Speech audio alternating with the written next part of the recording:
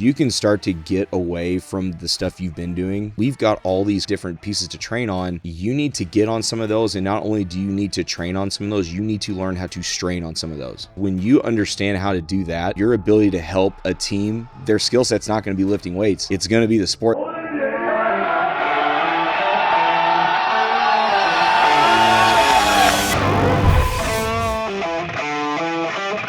It's time to sit down, keep it real, and cut the bullshit. Welcome to Table Talk. Lucas, looking over your timeline, reaffirmed my decision to not go into the strength and conditioning field in the 90s. Right. Yeah. So it's, and to give you a little bit of background, when my last half of college, I didn't get a master's like you have. So it just took me longer to get the bachelor's. Yeah. I switched everything to go into strength and conditioning / nutrition. It was an independent study. And I was at the University of Toledo, and Nick Saban was coaching there at the time. And I think it was Ken Manning. Yeah.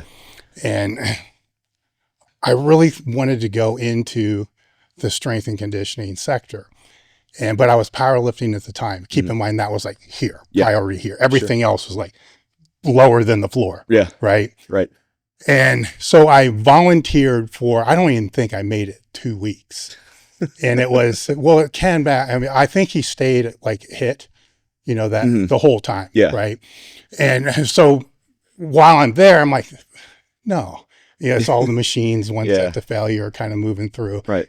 And I'm like, no, I'm not going to do this. So then when I had a conversation with him in regards to what the work looks like, I'm working 3 jobs and bouncing. All I care about is my total, shit like that, getting through school. Yeah.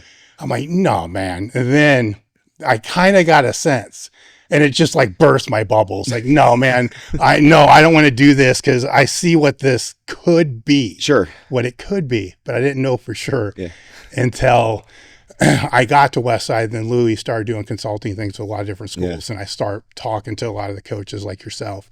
And it's like, oh man, a lot of people that wish they were in that position don't really know what it's about, right? Because now, many, many years later, you got a public sector, you got a private sector, sure, and there's pros and cons to each.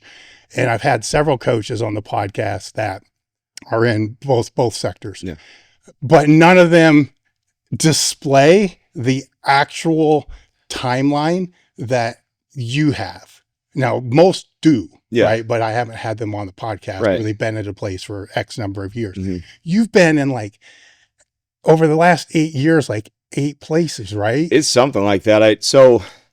Well, first off, when did you decide that you wanted to be a strength and conditioning coach? So, and I'll take this back to when I was playing ball in high school. So I never went and played college sports. I joke, before we got to Penn State, I would always joke that I thought I was the only coach on our staff, really the only person in our building that probably didn't play college sports, college football.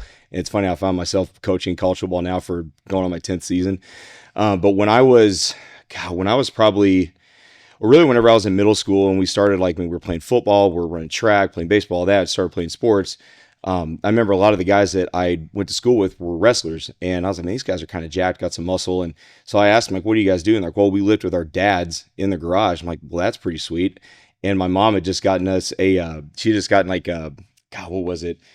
It was one of those old, it had a pull down, a row, a leg curl, leg extension. It was like a universal piece. And we had a small squat stand and cement weights. I mean, it was as bare bones as you could get, but we had it down in our basement. So I started kind of going around there and toying around, and I was like, this is actually pretty cool. And mind you, I'm 11 years old, 6th grade, 7th grade. And I thought this was the coolest stuff ever. Same exercises every day. The same thing. I had zero clue what I was doing, but I was like, man, this is fun. I'm just moving. I had a CD player with the headphones connected, and it would always fall off, and the cord would pop out all the time. So I did. I'm just thinking man, this is so much fun. I didn't know what I was doing, but it was almost like ignorance is bliss when you're that young. And so I just kept at it. When we got to the point we were in 8th grade and we got done playing junior league football, and the varsity football staff up at the high school that I went to at F.J. Wright's High School in Evansville, they invited all of us, hey, if you're going to be coming into the Cub program, you guys can come on up on these certain days. You can lift with the guys. And we're like, dude, this is sweet. Let's go. So me and a handful of my buddies would catch a bus, and we were running track too at this time, in the spring, but we would catch a bus from the middle school and it would take us down to the high school into our field house. And it was a small, like, just grimy, grungy, just dirty spot, but it was awesome. It had everything you needed. It had 10 racks. We had a bunch of bars, a bunch of plates. We had 2 cable crossovers in the back, and it was just like bare bones, but the place was sweet. I thought it was cool. I was so enamored by it. I was so young. And so we started going up there and lifting with the team. And then when we got to the point we were in high school and we were playing ball, I was an okay athlete. I'm not going to sit here and say I was a world beater by any stretch, but I mean, I started a couple years and felt like I could hold my own. But where I started to really gravitate towards was during training. And so I really found a niche for the weight room. And that was probably to the point I started looking forward to the training more than I actually started looking forward to, like, practice and games and the competitive season. So were you stronger than the other guys? I don't necessarily, I would say stronger. Worked as hard. I was not necessarily the strongest person. I wasn't the weakest. I mean, we had a 1,000-pound club board up top, and like I was like 10th, I think. Okay. So, but we didn't know what we were doing. We were just training. We were just training. And when I was, it was my junior year, and it was our first game, and we were out in it was a high school right outside Louisville. On the Indiana side. And I remember, like, anytime I would mess up in a game or practice, my position coach would just light me up. And it was very rarely was it like a lot of correction or like, hey man, cool, like this is probably what we need, here's where you messed up, this is what you need to do. And we had and it's funny, I've never told him this, but we had a volunteer coach named Josh Yoder, and I think he was in the Air Force, and he came into Evansville, and he just wanted to help coach. He wanted to volunteer his time. And I remember I gave up a huge play, mental error, gave up a huge play. And I remember Coach Yoder coming to me and telling me, instead of just berating me and yelling at me, that was the first time, I think, since I was playing sports up until then, and mind, I'm like 17 years old this time, that was probably the first time that someone actually mid-game sat me down and said, hey, you're good. Here's where you screwed up. Here's how you can fix it. And I came off a sideline after a mistake, and I got coached up. And I didn't get yelled at. I didn't get berated. I was like, man, okay, like I need this. And so as I started, I go back to say this, is that I started thinking about, man, like I wonder if we, because we didn't really, when we were playing ball, we didn't have a strength coach. It was just the football coaches that were putting the workouts on the board. And at the time, it was when Husker Power was a big deal. I know we're doing sets of 10 on power clean, thinking we're gonna, like this is appropriate, right? But we all started kind of looking at different deals on YouTube. That was when YouTube was becoming a thing. So we started finding like, man, like, sets of 5x5, like 5x3s. We started working those. And long story short, I was thinking, man, like how cool would it be if we actually had like a strength coach down in the weight room with us, giving us guidance and helping us out with what to do. But then I also think about that moment with Coach Yoder, and I'm thinking, man, like that's I wish that I would have had that like all throughout my playing career. And so I started to think about, man, like what, maybe I could be that coach for somebody that might need it down the road. And I said, well, I really don't want to coach football. Like I enjoyed the sport, but I love training. And I was like, man, maybe strength and conditioning coaching is a thing. And so I started going on YouTube and started looking at like college strength and conditioning. And I started seeing, I can't remember I think it might've been Mizzou at the time. And I mean, dudes are just slinging weight. The environment's live. Guys are going nuts. I'm like, man, this looks really cool. This looks really sweet. And so I was 17 years old at the time, and I'm thinking this might be where I want to take my career path. And then I really didn't know for sure, but that's when I started to kind of get the itch for it and think this might be something that I want to do. And then when I got into college, I started kind of having some second thoughts, like, well, maybe I want to go personal training route, because I did that for a long time. When I was an undergrad, up until I left to go to my internship at Mississippi State, I was doing personal training at 2 different gyms in Evansville during that period of time. And then when I got up into coaching, I think I had a year left of undergrad, and I had to do an internship for my degree. And I'm like, man, I've been in the private sector. I've been in that space for a decent amount of time. And I reached out to the current who was the head football coach there at the time. And I asked him, like, hey man, is there any way I can come down and come down and volunteer my time? And he was like, absolutely, come on back. We love when former players come back, and especially this is what you want to do, and you can provide some value, man, certainly, let's go. And that was in January, and in April he left to take another high school job elsewhere in the state of Indiana. And then when we hired Andy Hape that year, he kept me on, got me a small stipend. Like, man, like I see what you're doing with the guys. The guys really enjoy being around you. You do a good job. You're a young coach. Man, let's see where this goes. And so he was able to get me like $1,000 a year. I mean, it wasn't much, but I was glad just to have the opportunity to stay there. And then as I got going, I was there for 3 years. And then once I started doing that, I was like, okay, I think this is the route I want to take.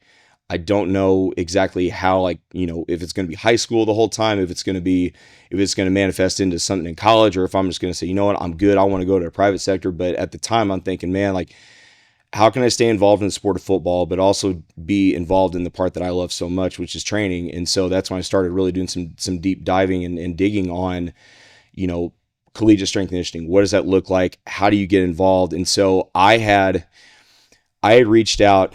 And you're out of school at the time. I'm graduated so the first 2 years coaching high school, I was still in, first 2 years I was still in, I think I was an undergrad. And then the last year I was graduated. Okay. And so if memory serves me correct, so it's been a minute, but from there, I think it was right after my second year, and I had reached out to the staff at Georgia about doing an internship. And I remember I reached out. If Aaron Feld's going to listen to this, he's going to laugh, because that's how I met Coach Feld.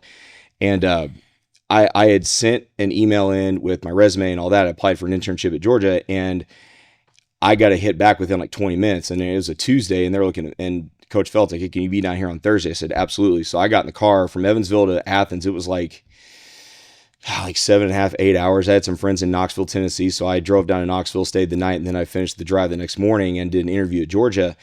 And I think that, like, getting in and seeing what that was, and then leaving and driving back to Evansville, I was like, man, I don't know if you're ready for this. Like, I got offered the internship at Georgia, but there was like, I got back that night and I'm having dinner with my mom, my stepdad, and I've got this just nauseous feeling in my stomach. Like, man, I don't know if this is the right move at the right time. Eventually I want to go there, but I don't know if this is the right thing to do right now. And why were you conflicted? Man, just because I'd never moved away from home. I was, at that point, I was 25. I had spent all 25 years in Evansville. And I think just not knowing what I was getting into, and what I'd never, like I said, never played college sports, had never been in that environment. I mean, I've been doing it at the high school level, but once you go from that to college, that's a whole different, that's a different animal. And especially down in the SEC, different deal. Big Ten, same thing. And so I'm driving back and I'm so conflicted. And then I sat and chewed on it that weekend, and I'm like, man, this is not the right move at the right time. Just in my gut, it didn't feel right. And so I said, thanks, but no thanks. And that experience, I thought, was like, man, it was almost like I got a punch in the face of like, dude, this is what it's going to be. If this is what you want your life to consist of, and where you want to make a living, like, you have to get your mind right and ready to roll, because it's different than anything you've ever done before. And so I said, thanks, but no thanks. And went back to Evansville, coached my last year at the high school. And then I started kind of looking around again, and I eventually landed at Mississippi State for my internship in 2016 with Nick Savage and Zach Ackenberger and that whole crew. And and then from there, I think once I got in my first day of training, I got asked, like, hey, cool. Like, I was with Coach Nate Peoples, and Nate's a guy that I got a lot of respect for. I mean, he was the first college coach I actually spent a lot of time under. And Coach Peoples was awesome. He gave me a lot of responsibility from the jump as an intern. So, like, we're, him and I running racks. And I think after that first day, I was like, I can do this. How long was the internship? 6 months. Then how are you paying your bills and so forth during that time? So I had saved up some money, and this is funny. So I saved up enough money to where I felt comfortable. And so when I got offered the internship at Mississippi State, and I was like, cool, like, this is what we're going to do. It was me and a group of 4 guys, and I had never met these dudes before, but we got thrown into a group chat. And so we're in this group chat, and a coaching change happens. So Rick Court, who's the head strength coach at the time, he ends up going to Maryland. And it's like, man, cool, where are you going to go? Do you want to go to Maryland? Do you want to stay at Mississippi State? And it was kind of this toss-up. So 2 of the guys in the group ended up going to Maryland to intern, and me and with a guy named Fred Murphy, who became one of my best friends. He was one of my groomsmen at my wedding 2 years ago. Fred and I decided we're going to stay at Mississippi State. We're going to roll in, and we're going to do this here. And so we had looked high and low for places to live. And we eventually found these townhomes, and it was like maybe $600 a month. And I remember we got to the point where him and I were doing some math, and we're like, I don't know if we're gonna be able to swing this. And so I was like, man, let me make a call. And so the person I called is my best friend's uncle. I had coached his son from when he was in 6th grade up to his senior year in high school. So even before I got up into coaching the high school level, I spent 2 years coaching junior league football, middle school kids. And I thought it was the funnest time ever. But I was doing it with some people that I knew, and got a chance to know their kids. And so I remember calling Glenn, and I was like, hey, here's the situation. Here's what's going on. I don't know how much you can help, but man, if you can certainly help me, I would really appreciate it. And he said, check your account tomorrow. And we had enough money to last the internship. And that was really cool. So what did a typical day look like during your internship? So it depends on the day. So we would get in, I mean, we get in the morning somewhere around 5:30. We'd all meet, the interns would meet, staff would meet, then we'd get the lift of here's what's going on. We'd set the weight room up. And I think we had days where I think that was an afternoon program, or afternoon operation. So we would go first group around like 12 o'clock, 12:30, I think. And then we would get done around 4:30, 5, somewhere around that ballpark. We would have a run first, come in and lift. But the mornings we had like our team workouts. I mean, there were some mornings we were in that joint at like 3:30 in the morning, and we had been setting up all day, and we didn't get done till like 11:30 midnight. I mean, it was a grind. So it was the real deal. So you were thrown right into the fire for the jump. Right into it. And it was funny there. So we had to work out one morning. This is funny. So we had to work out one morning, and I think we had moved the entire weight room around, it seemed like. So like the racks were bolted down, but like machines with these massive footprints, trap bars, I mean, ropes, logs, kettlebells, I mean, plates. We moved so many things around the weight room, and then we took them outside. So there was an indoor portion, there was an outdoor portion. Guys are split into groups. I think we had like 3 groups. And so at the time I wasn't wearing contacts. I can't see anything. I don't have contacts or glasses in. I'm like almost blind. It's bad. And so I tried contacts when I was in high school, and I just didn't like it. I didn't like anything touching my eye, and like they would get real brittle, and they'd fall out. And so like, screw it, I'm just going to roll glasses. I'll be good. Well, so we're down in Mississippi, and it's like, even in February, it's like dewy, it's humid. It's kind of nasty in the mornings. And so we're doing this deal. We're going to do this workout, and we're in the first group, and this thing started at like 5 a.m. and it lasted about an hour. So we're outside, and we quickly realize that we have these logs outside, big long logs that you see like in the military, like guys doing exercise, like log exercises. And we quickly found out that we had too many guys for the amount of space on these logs. And so a head strength coach, he's like, Lucas, get over here. Like, what do you need, coach? I need another log. I'm like, where's it at? And he's like, I don't know, but you better figure it out. And I'm like, oh my God. So we had 2 big garage doors on the weight room that would come out to our 3 practice fields. And I called the intern. I'm like, hey, we got to find, like Coach Savage needs another log. We got to find one. And they're like, where's it? I'm like, dude, I don't know, but we got to find this thing, because we've got 2 groups here and about another group in about 15 minutes. We got to get this thing found. So we run across 3 practice fields to the shed, no log. We come back behind the weight room where the other 2 were at, which you would think would be the first place we should look, where the other 2 were sitting at. Well, we didn't, but no log. And someone, I can't remember who it was, someone had the idea like, hey, let's run up to the parking lot. And so it was like, you had the football complex, the parking lot, but then kind of diagonally across the way, you had the baseball complex. And I think there was like some construction or something going on in there, in that parking lot. And so we found this log, and it was dark. Didn't really know how long it was, but there were 6 of us, and we could, like, from the front to the back, we could fit all 6 of us in there with a little bit of space. And so it was sitting in a decent amount of mud. So we're sitting there trying to dig this log out of the mud, and we're like, God, this thing must weigh like 2,000 pounds. It was heavy. So we finally get it up, and mind you, I've got a pair of glasses on, like with no rubber on the side. It's just plastic. So like, I'm sweating. It gets real slick, and I don't know if I just got a big head or what, but like the glasses started to kind of get like bowed out. So they didn't stay on very well half the time. And I remember we get this log up, and I'm looking down, and the guy behind me bails out. He can't hold it. And I'm like, oh my God, I feel like my shoulder's about to blow out the back right now. And we all ended up dropping this log. And right before this log dropped, my glasses fell off my face and it smashed them. Oh, shit. And I'm like, oh, great. I picked them up. They're mangled. One of the lenses missing. It's smashed. I'm like, oh my God. We got 2 groups to go and I can't even see my hand in front of my face. So we coached the next 2 groups. And then this is so funny. We coached the next 2 groups. I'm trying to roll through it. Like, man, do as best you can. You can't see a damn thing. We get done and I'm talking to my intern supervisor. And I'm like, act like I can't see. I got to go get a new pair of glasses. So we're in Starkville. And the closest place that I guess would take my prescription was in Jackson. So it was like 2.5 hour drive. And that was on a Friday. So my roommate, Fred, like I couldn't see the drive. So my roommate, Fred, took me down to Jackson at this mall to this lens crafters to go get another pair of glasses so I could see. Well, I got 2 of them just in case that happened again. But I remember sitting there. I walked in and they're like, well, your prescription's expired. I'm like, God, I got to pay for this now. So I had to get a new script. I had no insurance. Had to get a new script, 2 new pairs of glasses. I mean, that ran a little bit of change for a volunteer coach that's making nothing. But we made it back that Saturday night and we were ready to go for Monday. So. Did the coach use the log? Yeah, we used it. I could see going through all that, right? And then bringing it back and then they're done. Yeah, I know. And you just... So how long were you there then? So 6 months. So I was there 6 months, and here's what I will say. That staff was incredible. They treated us very well. They did a lot for us. And meaning whenever we all would get to the end of our internship, because like I was there for 6 months, Fred was there for about 6, and then there were a handful of other guys that had been there for about I think like 2 semesters, like a year and a half, something like that. But whenever we all left, or if we had opportunities, they were the first ones to jump on the horn for us. As far as like, man, like tell us who we need to call. We go to conference, who we need to talk to.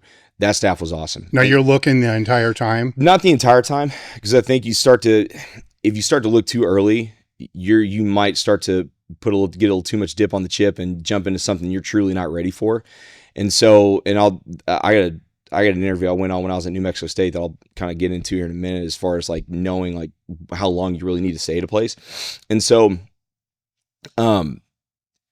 if we ever had opportunities that we were like, hey, like after 4 or 5 months into it towards the end, and it's like, man, we've got an opportunity for a graduate assistantship, or if it's like a part-time spot somewhere, they would be the first. They would just tell us, like, let us know, because we probably know somebody there, so that way we can jump on the horn and we can call someone and vouch for you and give you a good word. So and just see how they can help. So they're kind of looking too.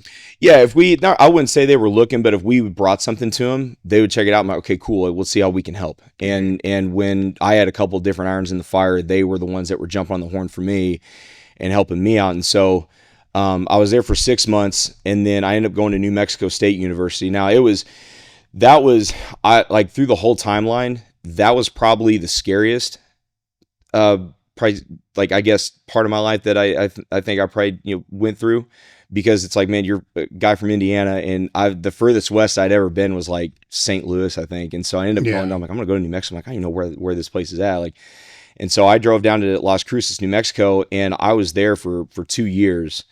And I think probably along with my internship at Mississippi State, and then the 2 years I spent at New Mexico State, that to me laid the foundation to at least laid the foundation for the rest of my career, as far as like, man, what the room needs to look like, how the organization needs to be, like how everything needs to be laid out and organized as far as training goes, the field, the weight room, all that. And then 2, how to take coaching and how to be moldable, and how to be essentially how to learn how to be on the floor and actually how to coach. What about Mississippi State laid that foundation? You walked in that room, you could cut the electricity in the atmosphere with a knife. I mean, it was thick. Like, dudes came in to train. The amount of the density of those training sessions, like we got a lot in a very short amount of time, and dudes were rolling. It wasn't a whole lot of like standing around, small talk, all that. I mean, guys were training. The amount of work we would get done in about 45 minutes, an hour period, like it was a lot.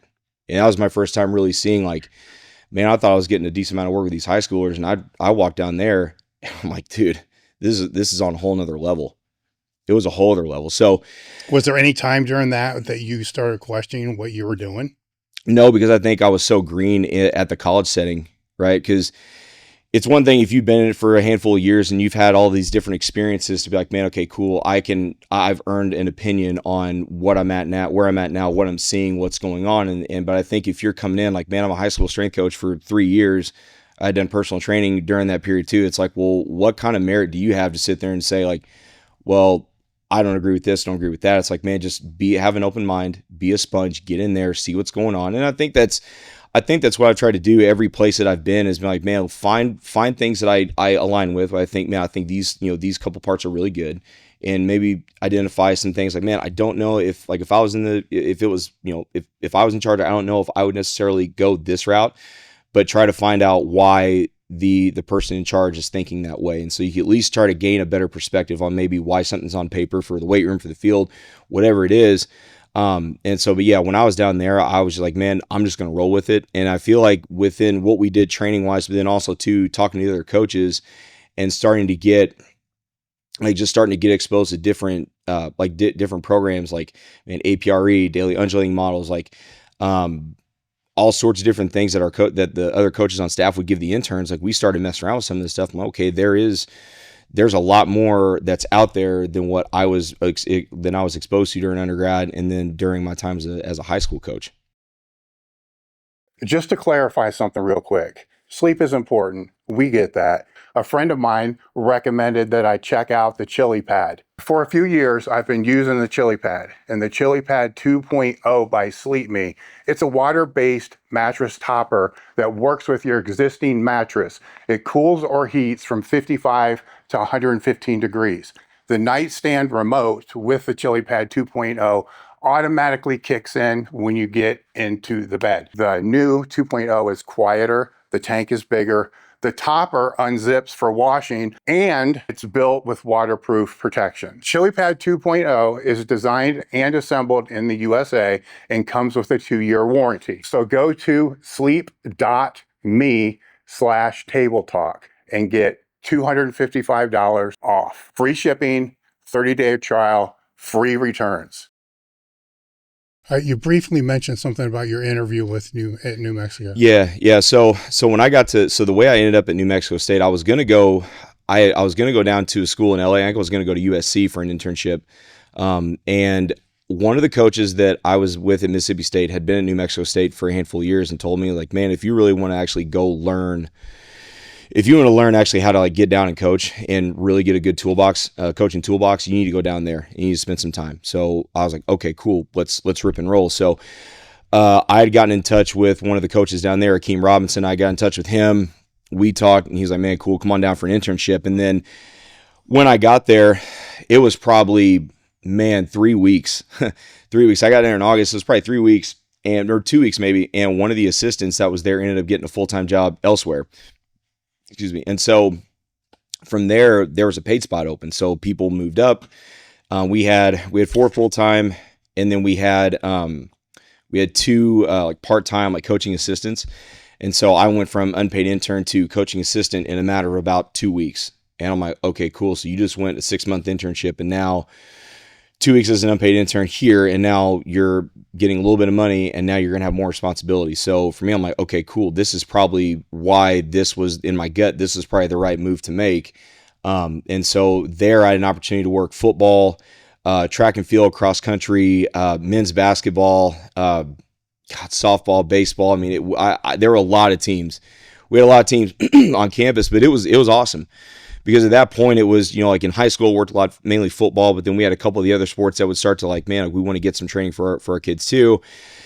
And then, but when in Mississippi State was just football. But when I got to New Mexico State, that was where I really started to sink my teeth into, okay, if I was going to run a program or if I was going to be in charge and I'm laying out training for these teams, like what would I do? How would I think? How would I organize this? And so for that, from that 2-year period, I thought was pivotal. And so, but what I was referring to earlier about knowing kind of how long you need to stay at a place is that, so I get there in August, we go through a season, and at that point, I think we were the worst program in FBS. We went 3-9.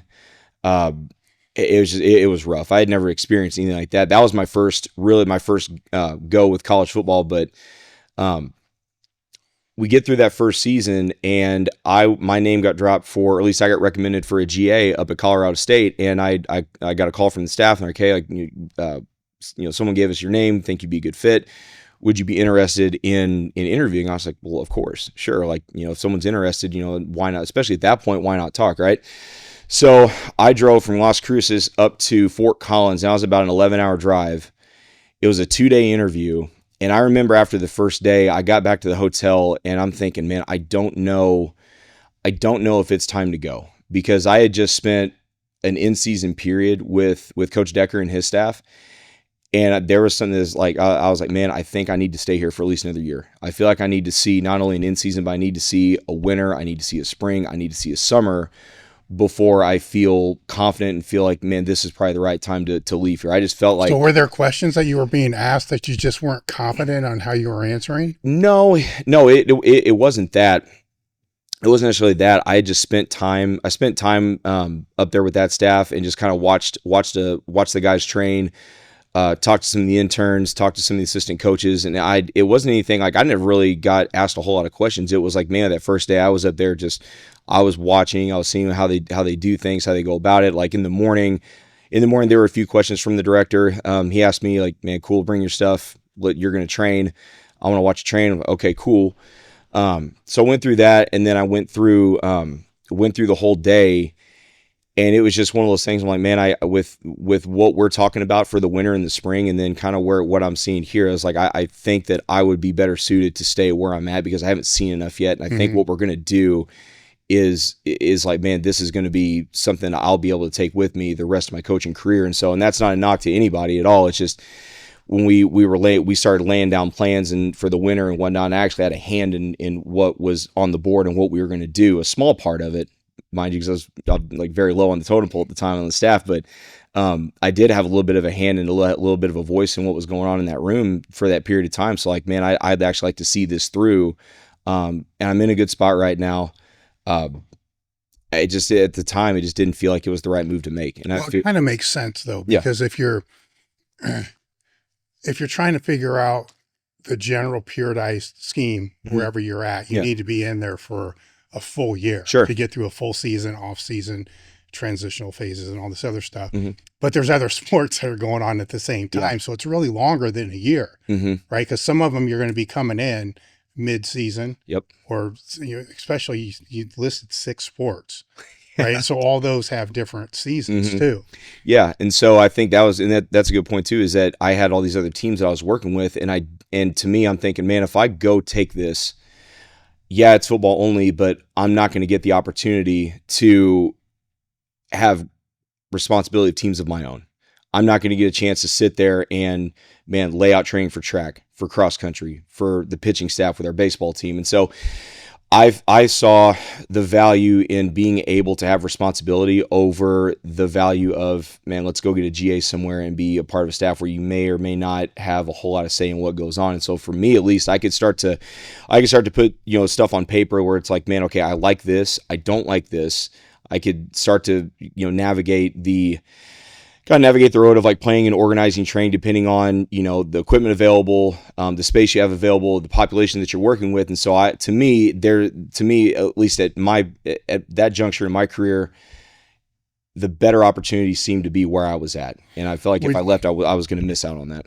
Would you say that it's important for somebody that's getting into the profession to be exposed to all those sports? I guess where I'm going is, somebody may think I just want to be in football and then just stay in football. But 8 years later, they may be limited because the only athletes that they have on their resume is football.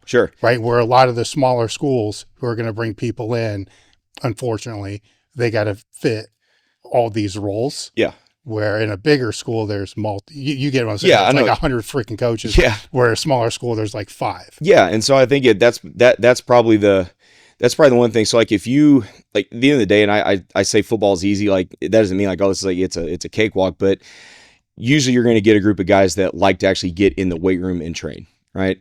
And so when I took over, cross country, track and field, I'm like, oh, well, those are, especially the distance runners, they're not going to gravitate towards the weight room. It's going to be tough, blah, blah, blah. And I'm like, Well, I mean, the weight room's pretty general to begin with. I mean, we're not actually going out and practicing sport of football, baseball. Like, I mean, you look cross country. That was probably the group. Cross country and track was probably like one of the groups I enjoyed the most out of the time I spent coaching across all my stops. That New Mexico State was, and I say it for all those kids. Those kids down there were absolutely incredible to work with. But when I started to look at like, okay, cross country, what I need to do, what do I not need to do? It's like, well, you don't have to worry about any field work or any running because that's literally their sport. They go do that every single day. So, and what's the theme there? Well, they're probably not very strong. So just regress as much as you can and just let them marinate in some very basic movements, let them get strong. And then that way it's like, man, cool, you're shoring up the main gap, get them stronger, you're shoring up the main gap that group had. And so, but I think with going along saying with that is, if you're a coach and you're getting into college, right, and you may end up at a smaller school, or you may even be at like an FBS school where you might be a group of 5 and you may be asked to work football and maybe 1 or 2 Olympic sports. And it's like, if you understand, it's not so much the training, but it's like handling that population and knowing how to connect with that group, and knowing how, like, man, what kind of what flavor, what version are they going to get? Like, I'm not changing for anything as far as like how I am as a coach.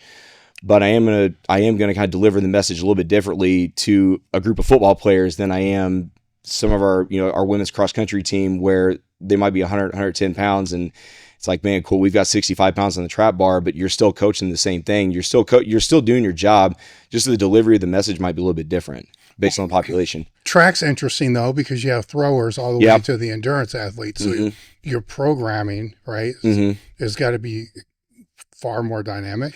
Yeah, for the throwers, yeah. And so when I was down at, again, like working track and field, I worked track and field at New Mexico State and Indiana State.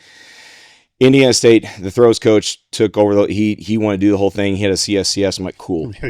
Yeah, I get it. Yeah. I'm like, cool, man. And in that time, it was me, and I think we had like 80 kids in 14 rack weight room. Okay. So I'm like, cool. This is less off my plate. I like working with the throwers because they like to lift.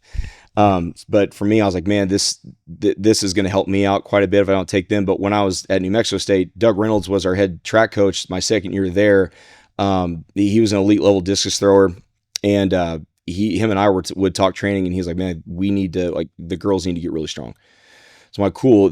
So the throwers looked a little different, where we would, I don't want to say we rolled like max effort and then dynamic effort, but we ran like a 4-day strength power, and I kind of took it off from what we had done with the football program in that year, where we had 2 days, like a Monday, Thursday, where it was just, man, like clean, like all variation of a clean you could do, we did it.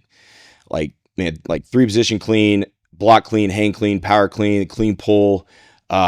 We did some rowing, a little bit of hamstring work, and then the next on the Monday and Thursday, and then Thursday we would go into like, man, jerks, snatches, all the other Olympic movements that you could do. And then when we went on Tuesday and Friday were like our strength days, where we had gone, or football, if I remember correct, where we had gone Tuesday was like we would press heavy, we would squat heavy, the accessories were heavy. And then Friday, it was like a secondary deal where it was a little bit lighter, a little bit higher volume. We were still pressing, still squatting. I started to flip it because we had velocity trackers on all of our racks. And so that's where I started to kind of toy around with, well, what if I go, instead of going like heavy press, heavy squat in the same day, why don't I go heavy press, speed squat, and then when I flipped it to Friday, I would just invert it. I would go, so if it was a heavy press, speed squat, I would go heavy squat, speed press. And so that's how I started kind of rotated those with the throwers. But then with the sprinters, and again, a lot of it too is just kind of talking to the coaches and seeing what they want. How do these, up until this point in your career, how are these annual plans being blocked out? So up until then, it was take the in season out. Take the in season out. Okay. So when when we would get that team in the fall, I kind of looked at it of like, okay, what do they need? Well, you're going to throw her, you got to be really strong, and you got to be able to produce force really fast. So that's where we started. We would have a day where it was like, man, we're going to lift something heavy. Day we're going to lift something a little bit lighter. We made a lot of money on the Olympic movement. So we would clean, we would snatch, we would jerk. With our sprinters. Now, when this is being laid out, are you thinking these 4 weeks are going to be phased, No, okay, so that's what you're saying. Progressively, you get what I'm saying? Yeah. Or is it, here's what we need, and we're just landing on this, and we're going to stick with this as long as we're seeing the results that we're looking for? I would say we would stick on what we needed, and we'd ride that until it started getting things started getting stale, and then we'd switch it right back out. All right, so there's Yeah. not an annual plan. I- There's like an annual template. Yeah, there's like a just knowing what period of the year we were in and what I could get away with. And I say what I could get away with, like knowing they still had practice.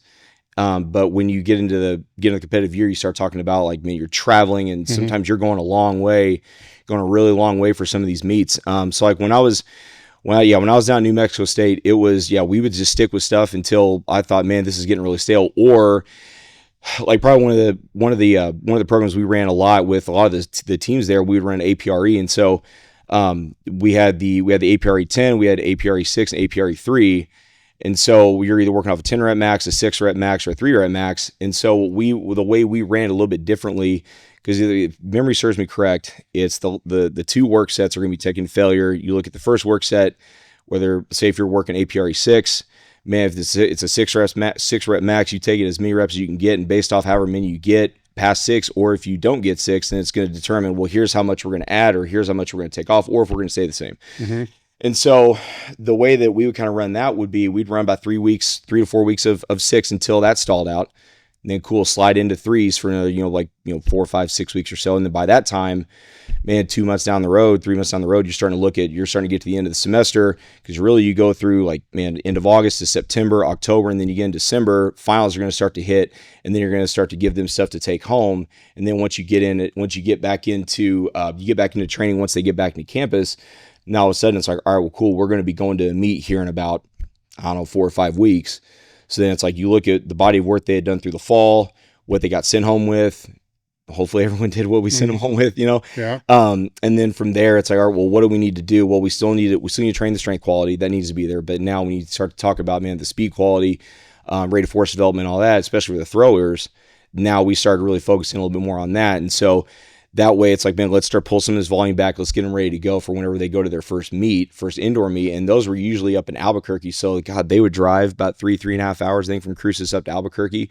So you have to factor in travel and then food and all that, and you're staying in a hotel. And so it was more so like, man, what can I do from a training standpoint where you still touch on what you need to touch on, but you don't put them in such a big hole to where now all of a sudden they can't go and compete on Saturday. They can't throw, they can't sprint, they can't jump. And that way you make sure the training doesn't have a negative impact on what goes on meet day. All right. Well, it sounds like your base foundation on what the program should look like at this point in your timeline is pretty solidified. Yeah. Right. So after New Mexico, where did you end up going? So get to New Mexico. I left New Mexico. I ended up going to Indiana State for grad school. And that's where to be honest with you, I think that's where a lot of it, that's where I think a big, like a shift happened, because that's where I met Brandon Smitley. And so when I was down in New Mexico, I was running a lot of the stuff that, a lot of the other teams were running, like, man, 4-day strength power, APRE. I was doing a lot of stuff, but it was a lot of just straight up, man, I'm working with a straight bar. I'm doing a lot of basic movements. And I started things started to hurt. I feel like training kind of started to stall a little bit. And I still, like, I'm a strength coach. Like I still have goals. Like I wanted, boxes I want to check from the strength standpoint. And so I'm thinking, man, I love to train. So I get to Indiana State for grad school, and I'm training there. I'm just kind of doing my thing. And it's like, man, training's going nowhere. I'm starting to feel beat up. And that was when I talked to one of my buddies who's a chiropractor up in Indianapolis. And he was like, hey, you need to go over to Thirst and link up with Brandon Smitley. I'll give you his number. And so I ended up getting a chance to go, I hit up Brandon. I was like, hey man, guy gave me your number. I'd love to come out and at least meet you and see your facility and train there. And so there was one Friday night, we were on a bye week during the fall. I went out and squatted with that group. And I think I squatted like 515 out of monolift. I'm like, man, that's the most I had on my back in a minute, and actually felt decent. And so that's when I started thinking, like, man, they're okay. Like, I've heard of Conjugate, I've heard of like Westside, all that. And it's like, I was trying to dive into some of the manuals and some of the text, but I think, well, a lot of us, when we first read, like, at least for me, it kind of went over my head. And I'm like, all right, I don't have a good grasp on this, so I'm not going to, plan anything like that for any of my teams. I'm going to try to do a little more digging. But with Brandon, it was nice because I got a chance to actually go there to Thirst and and start training. And I asked him, like, look, man, like, I need some help with this. I think there's something here, and I think this is somewhere, like, I'm gravitating towards this style of training. I need someone to break this down and make this really simple for me and help me understand what I'm reading and what I'm seeing. He's like, all right, cool. So I started training over at Thirst while I was at grad school at Indiana State, and I'm still working football, track and field, cross country, and women's soccer. And so that's when I started, like, when training with Brandon, I started to get a better grasp of, if you're going to lay out a max every day, here's what it looks like. If you're going to lay out a dynamic every day, here's what this looks like. And so through, like, toying with it myself, I started thinking, man, well, if I was going to put this in with a group of athletes, like, what would this start to look like? And so while I was rolling through that, I kind of started jotting things down as far as, like, man, if this is women's soccer, how would I lay this out? If this is track and field, how would I lay this out?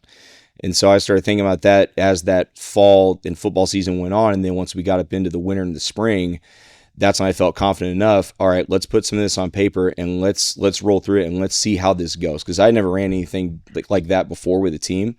And it's still not that far removed from what you were doing. Right.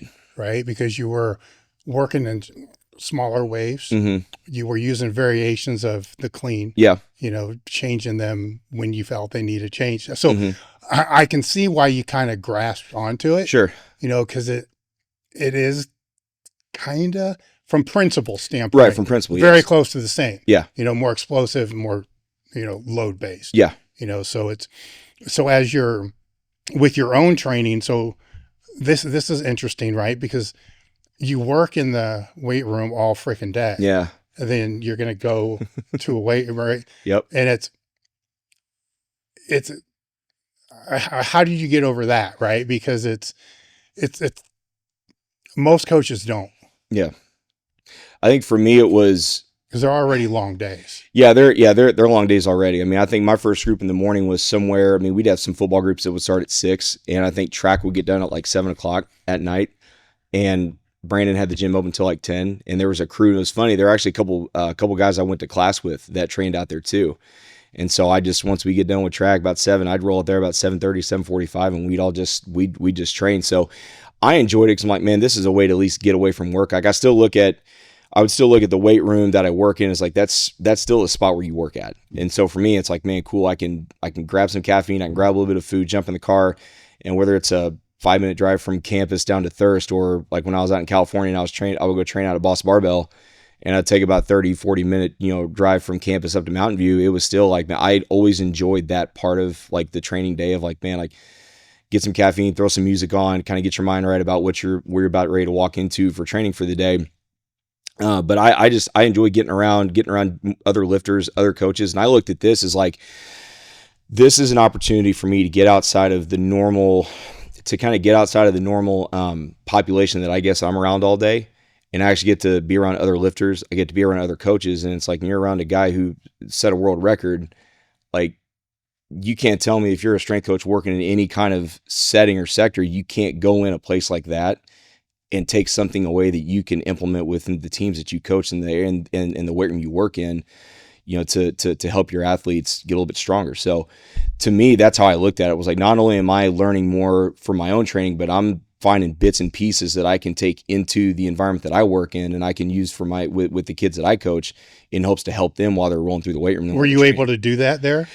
I think to a degree, yeah, because I started I think with Brandon, it was like, man, if you're going to set up, if you're going to use, man, like a max effort exercises, here's some things you can think about. And so I started thinking, well, okay, what do I have available in the weight room that I'm working with? Because you can talk about all these different movements and these, man, let's rotate this out, let's do this, do that. But I mean, man, if you want to try to, safety bar squat and you've got 3 safety bars in a group of 30 kids, like, that's not going to work. It's going to take forever. So learning how to see, like, here's what's available in the space that I'm training in, and then start to think about, okay, well, what do we have available in the weight room at Indiana State that I could certainly use, to, if I want to make some rotations, like a 3-week, max effort rotation, a 3-week dynamic effort rotation, what do I have at my disposal? And that thought process really kicked up the longer I started training at Thirst, the more that thought process started really churn and really pick up steam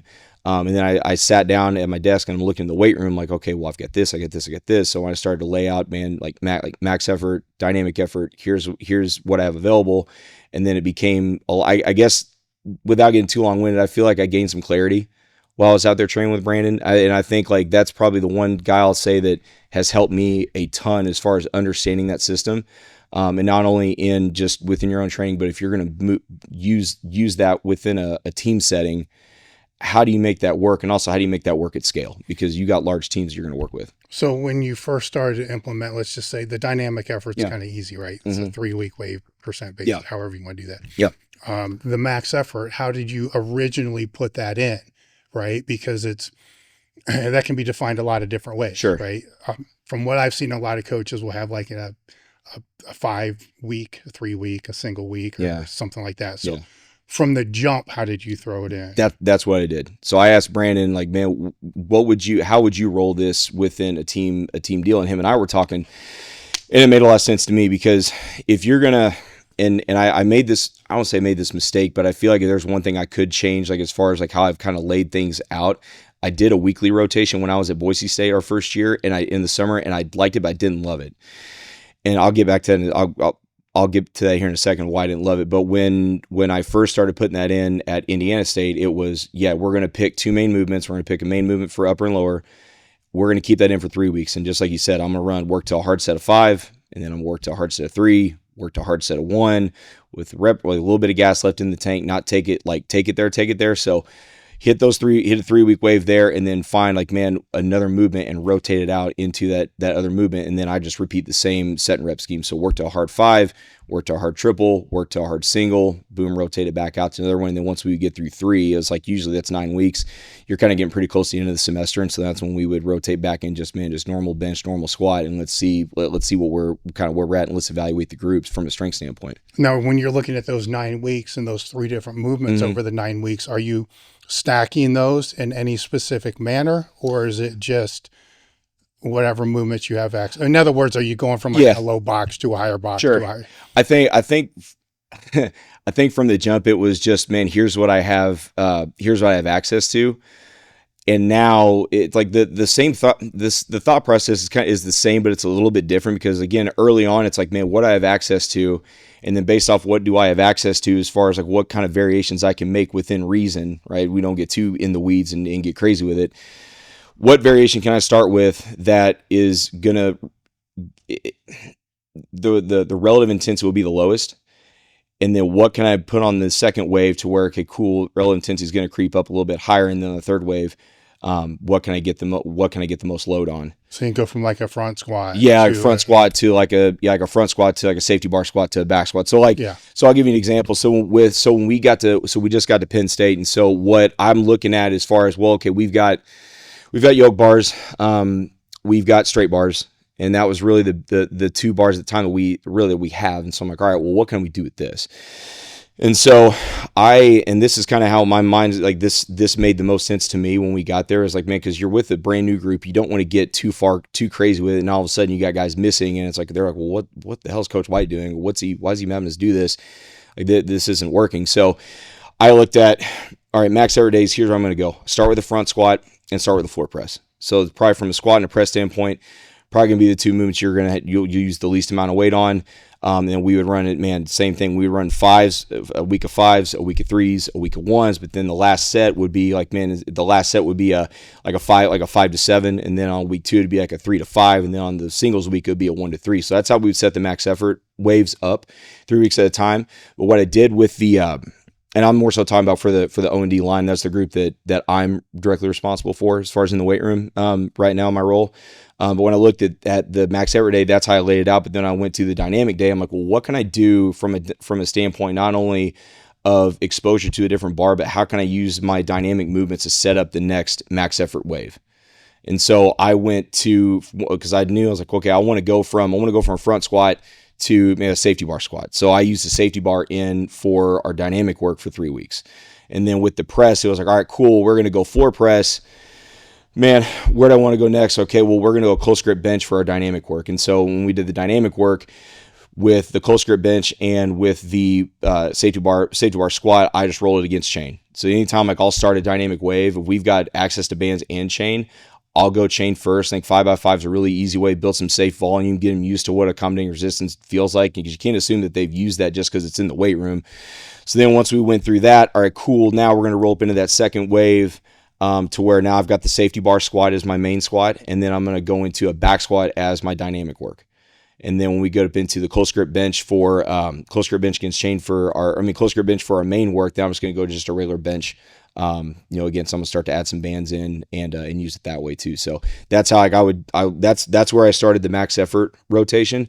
But then the thought was, how can I not only get good quality dynamic work done, but what can I do to help set up the next 3-week max effort wave? All right. So you're using, I get it. So you're using the dynamic work to set up the max effort for the next rotation. Some others will use the max effort to set up, where the dynamic's going to be the higher priority. Sure. To where the max effort for you is the higher priority because you're trying to increase absolute strength. Yeah, with that, absolutely with that group. Yeah. So when we looked at it, and that was, and we've done this a couple times now to where we've gone from Boise State, Iowa State, now to Penn State. We've gone into an environment where we're the new staff.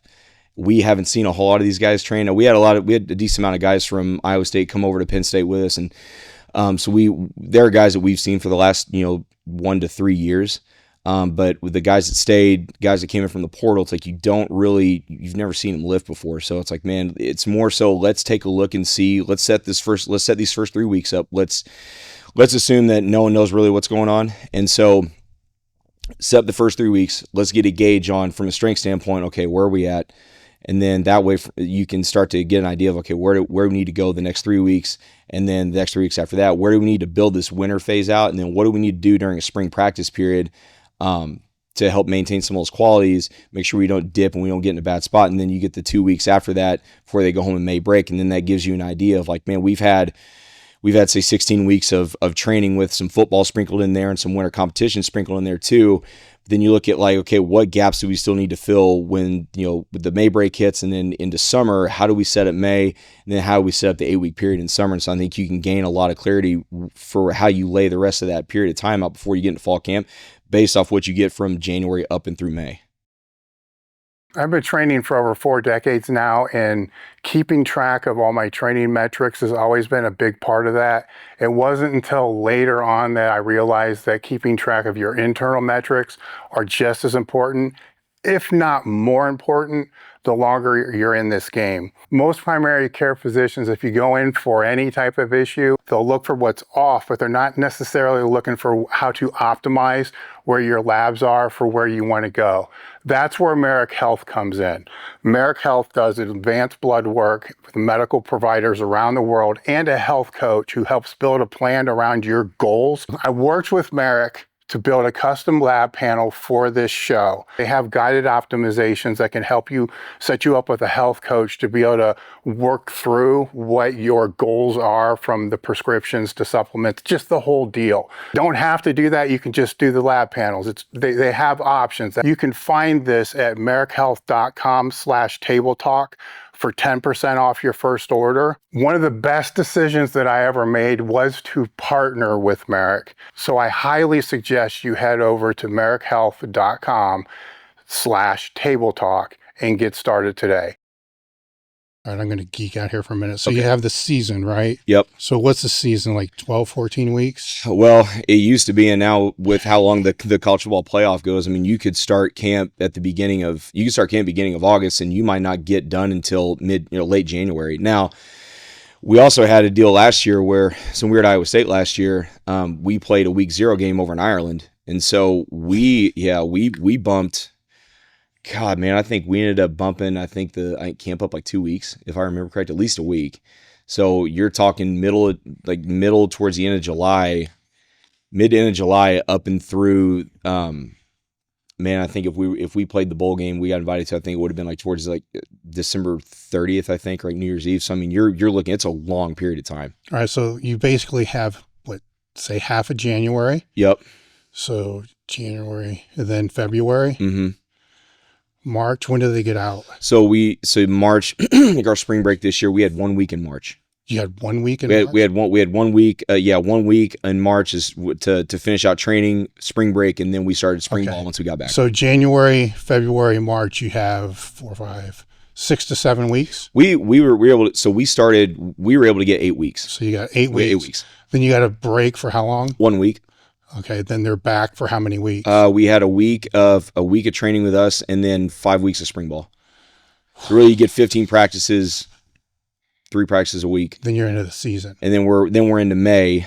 So then we'll go into the May break, and then we've got 8-week period in the summer, and then you go into fall camp. Probably starts somewhere that first week of August. Okay, so you got 1 8-week phase, kind of like a medium phase after that break. I mean, if you want to, so after the break, it's more so let's get them back in. Let's get them in the weight room. Let's run a little bit. Let's get their feet back under them. So that way, just in the event that they don't do anything all week on spring break, you're not just like, all right, cool, here you go, cleat it up, and we're going right into ball. So we'll get them back in, knock some rust off if we need to, get them moving a little bit, get them back in the mode of being on campus and training and being around us, and then that next week, then we'll go up into spring ball. So this one here in the middle is like a big transitional block. Yeah, if you want to call it transitional week, yeah. So your main strength one's going to be this early year, yeah, right? Because this one here is going to have to be peaking them for the season, right? I don't even know if I would kind of the same. I would. So like when and this is how my mind kind of like works. Like when you're talking about a sport like football, you've got so many qualities, right? Like you gotta be strong, you gotta be fast, be powerful, you gotta be able to change direction, and you gotta be able to last a long time. You gotta be durable, right? So I think when we look at that first winter period, I mean, you don't have any football at all, but what you do have to deal with and I say deal with, I shouldn't, probably not the best way to say it. What you do have to consider is the last 2 weeks, you're going to have some kind of winter competition where now a portion of your field work is going to be done like in a team run where it's going to be the whole team's run at the same time. There's going to be competitive drills. Coaches are going to be out there with them. And so you have to keep that in mind too as you go towards the back half of that first 8-week period, first 8-week block. So like you're still working strength, working rate of force development. You're still trying to put some muscle on, right? Body comp, all that. And then whenever we transition into spring practice, we start to look at like, okay, what does practice schedule look like? What do we feel we can get away with in the weight room to where we still push the needle in the right direction? Because spring ball is not going to be as intense as fall camp. It's not going to be as frequent. It's not going to be as dense. So you can get away with a little bit more in the weight room. Now we're not going to do much field work if at all, but we'll spend our time in the weight room for about an hour at a time, 3 days a week. Like I've been some places where we've only had 2 days during spring, but the last handful of years we've had 3 days, 3 days a week during spring practice to train. So we'll have like in the way we laid it out this last year, it was like one day I was like, cool, we're going to max effort upper, we'll have a max effort lower, and then what we're going to do on that Thursday is we're going to have like a combined dynamic effort. So would it be safe to say that the spring thing is basically, from a broad perspective, minimal effective dose? Once you kind of get into spring practice, yeah. Yeah, we're in this first phase of the year. You have more room to play with increasing work capacity? Certainly, yeah. You got a lot more room to play. And again, it's really the most room you're going to have to play with is probably going to be your first five to 6 weeks. I think for us, it was like the first 6 weeks was the most time that we had. And then once we got into week 7 and 8, we started to put the full team in on, I think it was Tuesday. Yeah, it was Tuesday and Friday mornings. So that would be the field work component. And then we'd have a couple lift groups, 2 to 3 lift groups after that to finish off the So then it's a season. Is that going back to minimal? For the player, the starters? Yes. Yeah. Well, yes. And so for the travel group, so usually what we'll do is we'll break it up into like, here's our travel group, and then here's our non-travel. And so with the travel group, and I started like, I think last year, the way we laid out our in-season, I thought made a lot of sense. I thought it was really good. And we kind of stole it from Brett Huth, kind of how he had laid out some of his in-season work. And so we started to think like, man, like how can we make this fit to where we still touch the qualities we need to touch over a period of 3 weeks, depending on what the schedule looks like, and kind of not say who we're playing, but like almost where the bye weeks fall. And so we look at the schedule, and so we would come in with our travel group because they're going to be the ones, like they're probably going to get the most reps at practice. They're going to be traveling, and you still have to, take into account like school and all that. Like it's just stress. It's a ton of stress, right? So those guys would lift on Sundays and Wednesdays. So we would go Sunday lift and meet and have like a walkthrough.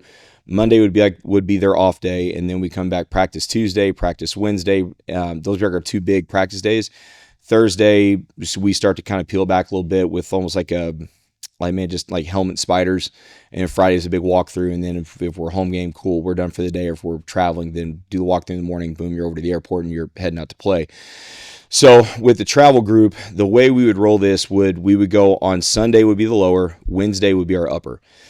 And so we would go in a 3-week period, just the way we kind of coined it terminology wise to make sense for us and to keep it structured, organized, would be dynamic effort on week 1.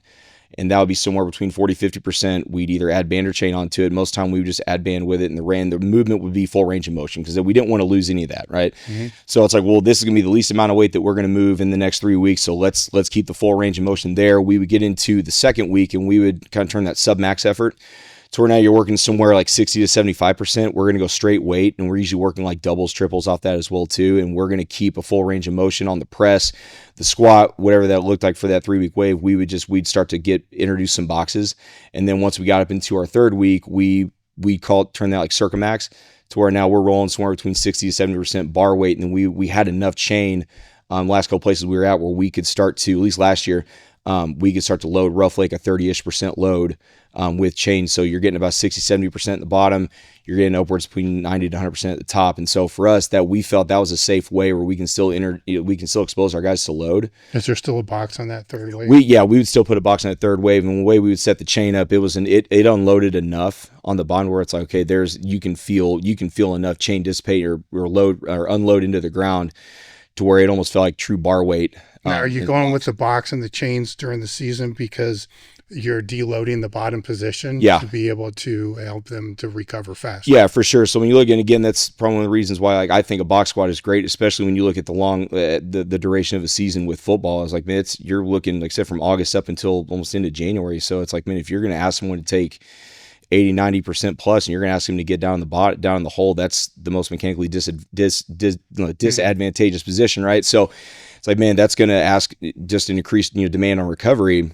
And with all the stuff they've got thrown at them through the course of a season, we don't know if like, man, a Monday off is going to be able to do the trick. So it's like, man, if you're going to ask these guys to move certain loads, well, maybe like be smart about it, think about it. It's like, well, what would probably beat them up the most? Well, if we just strap on straight weight, and it's like, you're going to ask these guys to get down in the bottom where it's like, man, hips, knees, ankles, feet, especially your big guys, like that's going to get beat up through the course of a game, especially if you play on Saturday, you come in on Sunday and you squat, or you have your lower day. It's like, man, that's a big ask. So like, what can you do? Well, if you got boxes, put it in. Even if you don't, even if you just roll straight up, like we're going to use chain to accommodate the resistance, you're still only 60-70% in the bottom. It's not going to beat you up near as bad as 80 or 90.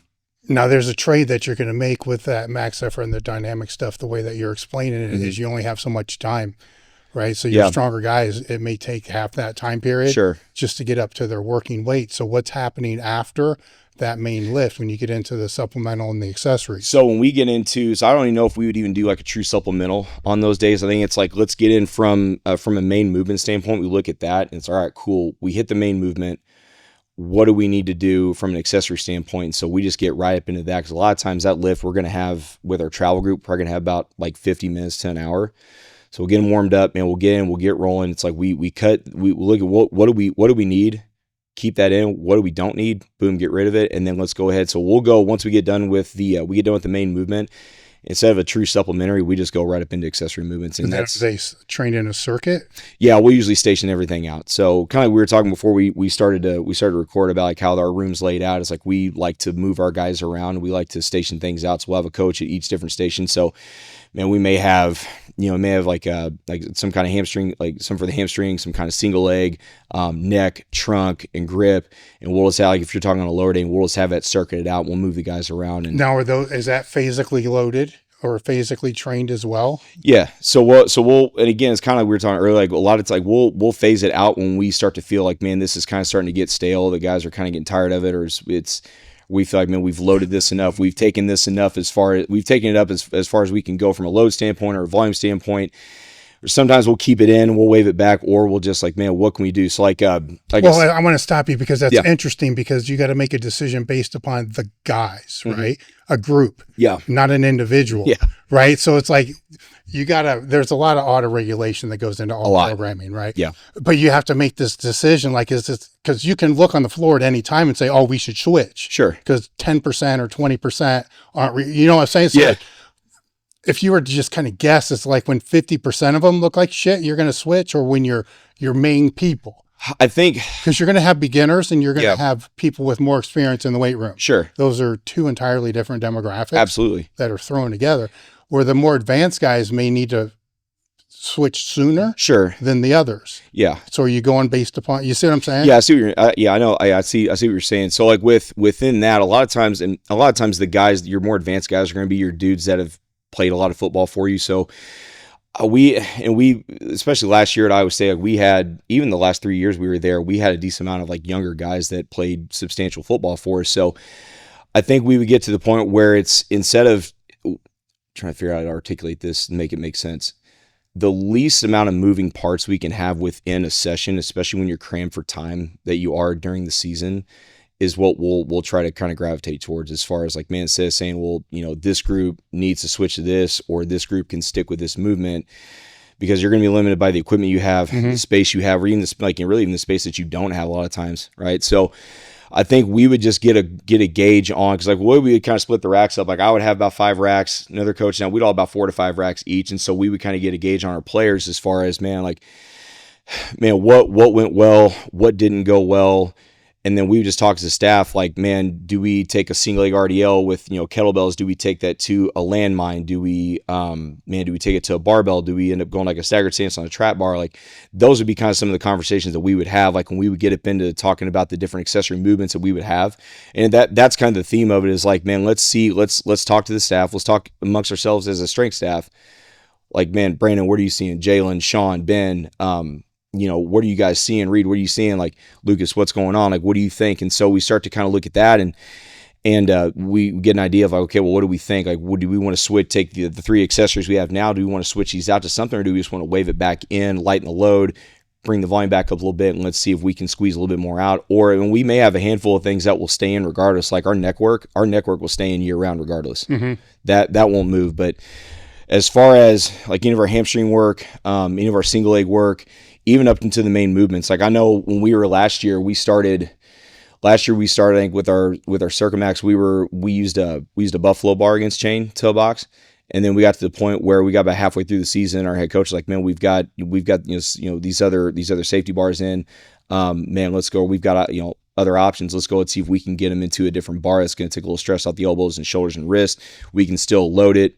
Man, let's try to help them out a little bit there. So that's kind of just some conversations that we'll have. Like, another one, when we do like our Circumax upper, like we would go, because we had a bunch of we bought like the red pads and the black pads from you guys, and we got to the point where instead of working a full range, man, cool, we're just going to take a red pad, throw it on. And it might not even help that much, but the guys kind of look at it and they're like, oh man, coaches are helping us out a little bit.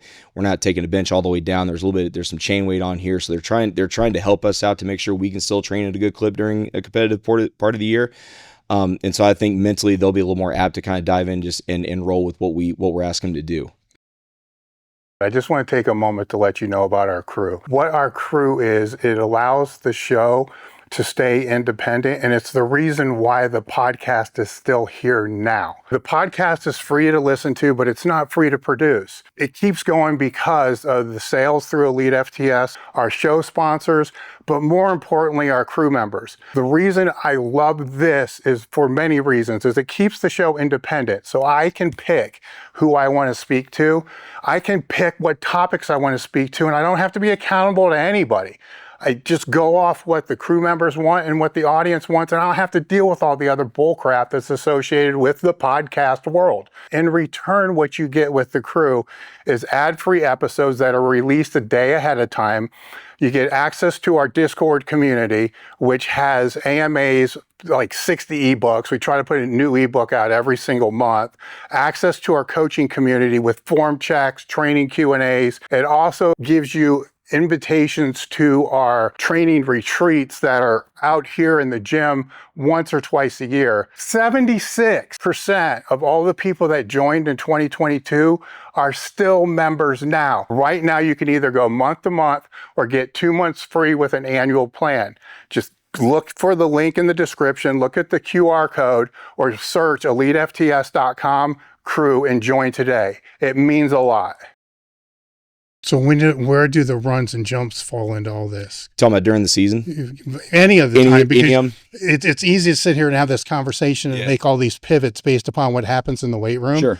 But that's only a fraction of what they're all doing. Yeah. So as far as the field work that we do in the winter, we'll always have a field component, whether it's if we're starting in January or if we're starting in June, like we will always, if we're not in a competitive part of the year, we'll always have a field component. So, and we've kind of switched the order of things, how we kind of lay the field work out over the last probably 2 years, to where now we used to go, we would go max effort upper on Monday, but then outside would be like a lot of like linear conditioning, and then we would sprint on Tuesday. Now it'd be like a max effort lower, but we switched it to where now we'll roll a max effort lower. At least in the winter, we would go max effort lower on Monday, but that would be our day. We'd also sprint too, so get 1080s out, sleds, a lot of heavy resistance before. Yeah. We'll always do our field work beforehand.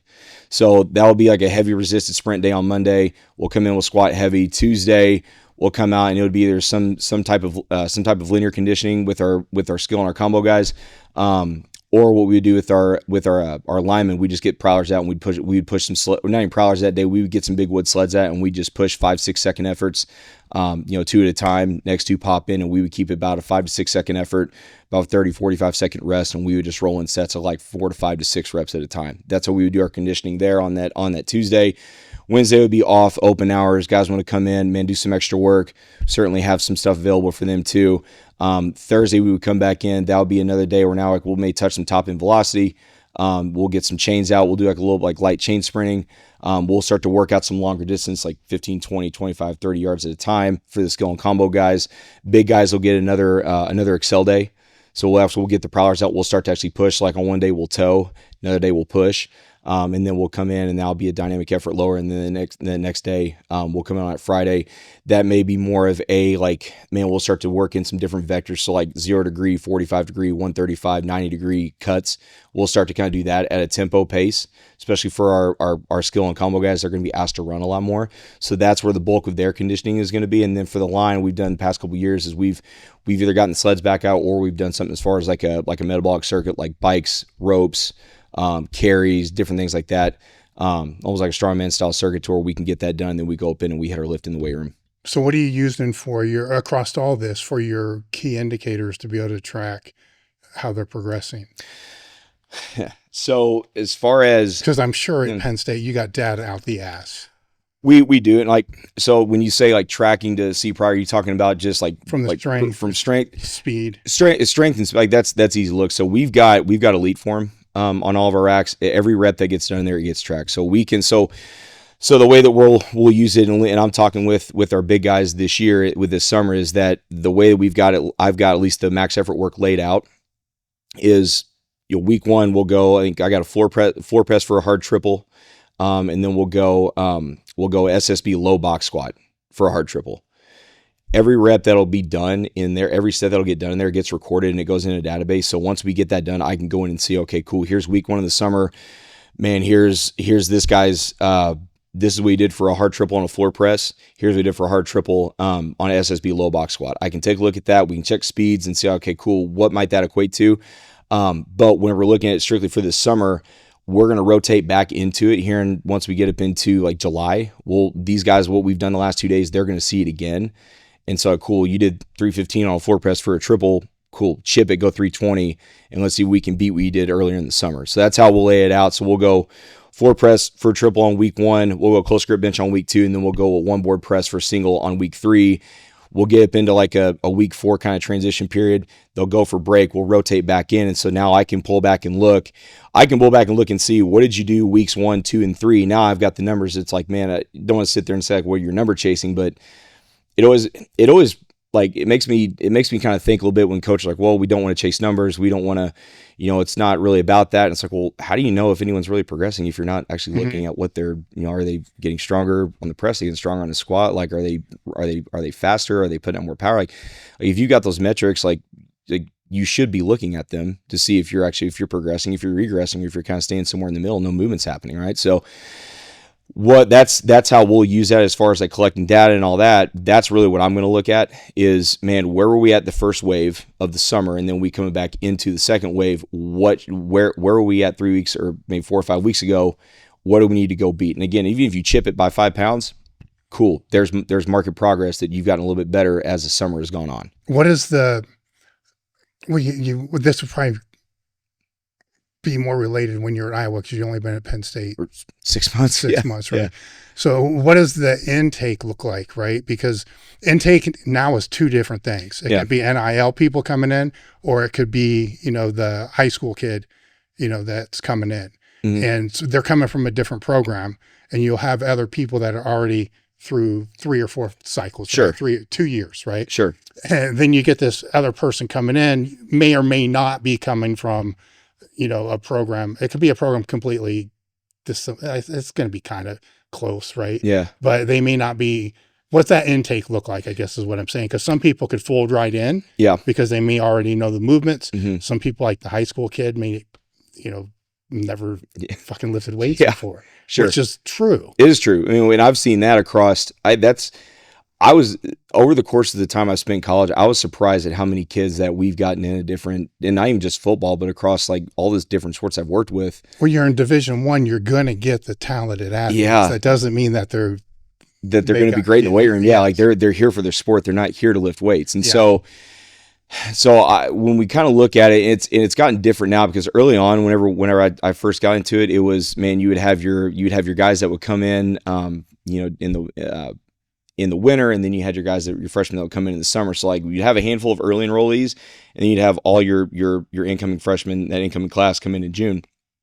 And so I've seen it done a couple different ways. Like when I was down in New Mexico State, we had a separate group based off, like, man, we would have we had one group that was a strength group, another group that was a speed group, and then we had the middle group that was going to be all of our newcomers. And so it didn't matter if you came from another program or you had lifted in high school. It didn't matter. You were going to go through this onboarding program no matter what your background was. And that was more so just a way to get the guys that were coming in this program familiar with, this is how we're going to press, this is how we're going to squat, this is how we're going to clean, this is what we expect all of these to look like, regardless of the weight, whether it's like, man, you're using an empty bar just to warm up, or we're taking a 5-rep max, 3-rep max, whatever, it doesn't matter. It's got to look the same. And so that was our opportunity to help drill that in and dial that in to where now you're not coaching, a lot of technical cues whenever load's actually on the bar, because these guys have practiced it enough and they've been coached hard enough to know, like, man, this is how I need to squat. This is how I need to front squat. This is how I need to press. This is how I need to clean, because this is what the coaches are demanding. This is what the coaches are asking of me. So we would use that period to make sure, regardless, man, you're going to do it the way that we want it done, and you're going to get marinated in it. And that way, once they would get out of that and they would go up into rejoin the regular group, now all of a sudden it's like, man, you're not really coaching as many things as you would had you not taken the time to dial that in. So I've seen it done that way. But there is value. There is a lot of value, and we feel there's a lot of value with those guys that are coming into the program. We feel that, especially in the summer, we feel there's a lot of value for those guys to be around the team instead of being like off on their own group. We do feel there is value for those guys being around the older guys. So what we'll do now is that, and that's been something I've done the last couple of years. I think now we're gonna we've got some more. We're able to grow our staff, so we're gonna have one of our other coaches will take that over. But we'll have them during the same period of time, but they'll be off with a separate coach.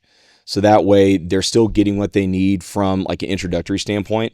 They're not jumping in with the other group and just getting absolutely buried, whether they're skilled in the weight room or not. But then too, like I said, they can still be around the group. There's value in that. But they're also getting what they need at the same time. So they're getting around their teammates. They're building relationships. They're starting to get some rapport with each other. But at the same time, they're also, from a physical standpoint, they're regressed, they're slowed down. They're going to get what they need. And that way, once we get up into fall camp, hopefully they'll be in a good spot, because it's really not that much time. Because with the group that comes in June, I mean, you're looking like, man, maybe 6 weeks to prep for fall camp, and you've got a 4th of July break in between there and a handful of days off. So it's not a whole lot of time. So instead, it's like, well, what do? Well, just regress everything, teach, make sure they know how to do just the basic fundamentals that you're going to ask within the walls of your program. And that way, man, cool. You set them up for training in fall. You set them up for training during the season. And that way, once we get up into January, they've got a good working knowledge of, man, like if coach is watching me, like we're pressing, squatting, cleaning, whatever movement we're doing, we know what the coaches are going to be expecting, how they expect it to be done. So how do you build the culture around the different level of athletes that you're going to have in there, right? Because this has changed over the last handful of years, right? Because now you can get some in there that I've always kind of wondered this. You can get some in there that are getting paid a lot, and other ones that aren't, right? And now they got to train in the same group, but you have to maintain the culture, no matter if they're getting paid $0 or $100,000 a game or whatever the hell it is. Yeah, for sure. And so I think when it's an interesting time in college football now, right? That it's changed so much, even a lot from the last 10 years when I got up into it. It's changed a lot, and you can just go on X and Instagram and social media, and you can see like all these different storylines of all this BS going on. And at the end of the day, that's exactly what it is, because you're 4th and 1 on the goal line to win the game with about a second left. A paycheck isn't coming down through the A gap and blasting someone and keeping it out. You know what I'm talking about? Like it's also not getting into the end zone to win the game too. So like all the money and all that stuff, that's great. But, and I can only speak to our program, is that we're going to play the guys that we trust. We will play the individuals that we trust regardless of who gets what, who has what deal. It's, can you do your job when your best is asked of you in the hardest moment? And so I go back to even the last handful of years at Iowa State. Is like I was kind of talking, we were going over the timeline, and we were talking about, like I mentioned, we had would do winter workouts only towards the back end. And so those, a lot of everywhere is going to do some version of that. Ours got uberly competitive, extremely competitive. And so we would have one day on a Tuesday, because we would break the guys up in their leadership groups. And hopefully I hope this kind of ties back into the question you're asking about like the culture and how you keep everyone kind of pulling in the same direction, especially now, is that we would have 8 leadership groups, and we'd have a handful of captains, and we'd also have a handful of coaches assigned there. And so it'd be a group of like somewhere between 12 to 15 guys. And so we would go up in the first team workout, team comp, or winter competitions, we would call them. It would be like, man, team 1 versus team 8. And we would have somewhere between like 5 to 6, 7, 8 stations. And it would all be like very like simple competitive drills. Teams were matched up the entire time, move around, and tallies were taken. Scores would be taken. Here's the winners, here are the losers. We'd have a finisher. Man, first place through 8th place, you're either going to gain points, you're going to get none, or you're going to lose points. And then there were consequences if you were the losing team for the week. So that'd be Tuesday. Friday would be an individual matchup. And so you would be paired up with an individual the entire time. So if we had 8 stations, it's you and him the entire time. And when you throw guys in there, right? And we talk about, and it's funny because we talk about like, man, what transfers over to the field. And like you said earlier, there's all these different, physical metrics and all this data. And it's like, well, and I feel like we're getting into a time where it's really easy. It's like, oh, well, this guy, he benched this, he cleaned this, he squatted this, like he's gotten faster, he's done all this. And it's like, okay, well, that's great. But what happens when it's on the line and everything's, the crap's hitting the fan, and you've got to go be your best. You've got to go make the play. You've got to go, man, fill the gap. You've got to make the catch. You've got to make the tackle. You have to get a strip sack on 3rd and long to force a 4th and long, give us a chance to win the game, right?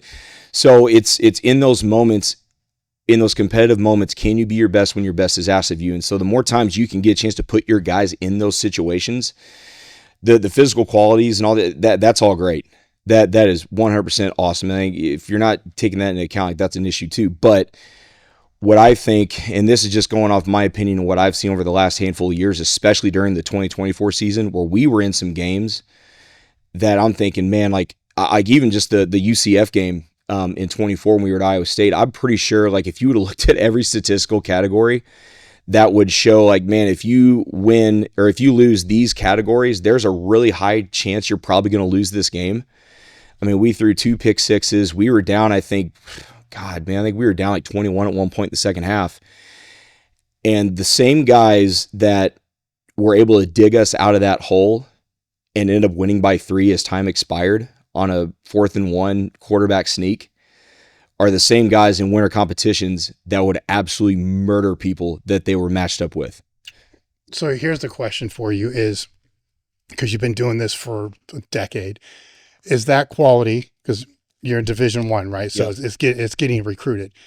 Is that quality coachable, right? And I'm going to ask this in a couple different ways. Is it coachable? Because they're going to have it, right? At your level, they're going to have that. But I guess the question isn't, is it coachable?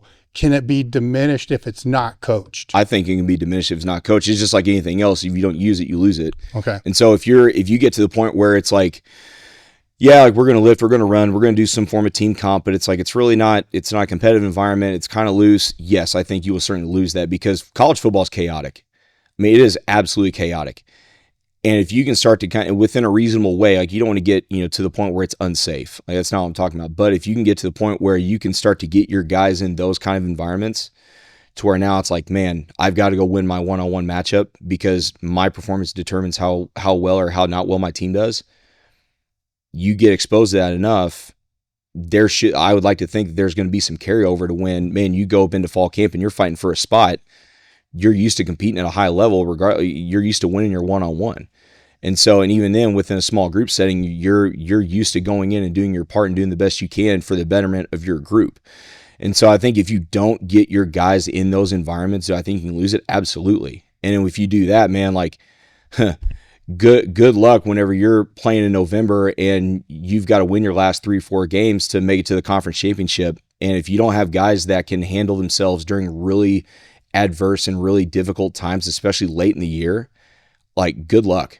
Well, I think that's the most important quality. Right? Yeah. I mean, you can't just have that because they're going to get hurt. Right? Yeah.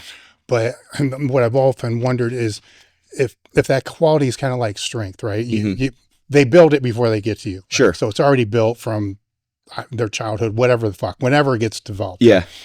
And like strength, once you get to a certain level, it's easier to maintain it than it is to build it, right? To where that's kind of where I was going with that question is if they're not maintaining that, their ability to lose it's one thing, but they have to have the ability to be able to do it together. Yeah. Which I've been to some programs and watched what I would describe as some of the most ridiculous training that I've ever seen by teams that did extremely, extremely well. Sure.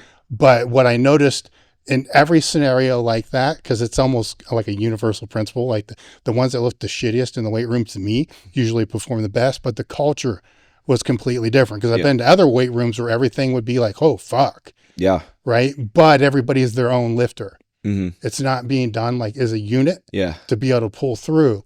And the observation I've always had with that is that's why they're winning, right? It doesn't matter what they can display. We live in some crazy times right now where there's not a day that I don't go on the internet and I see some BS crap about this research study or this research study. This isn't new.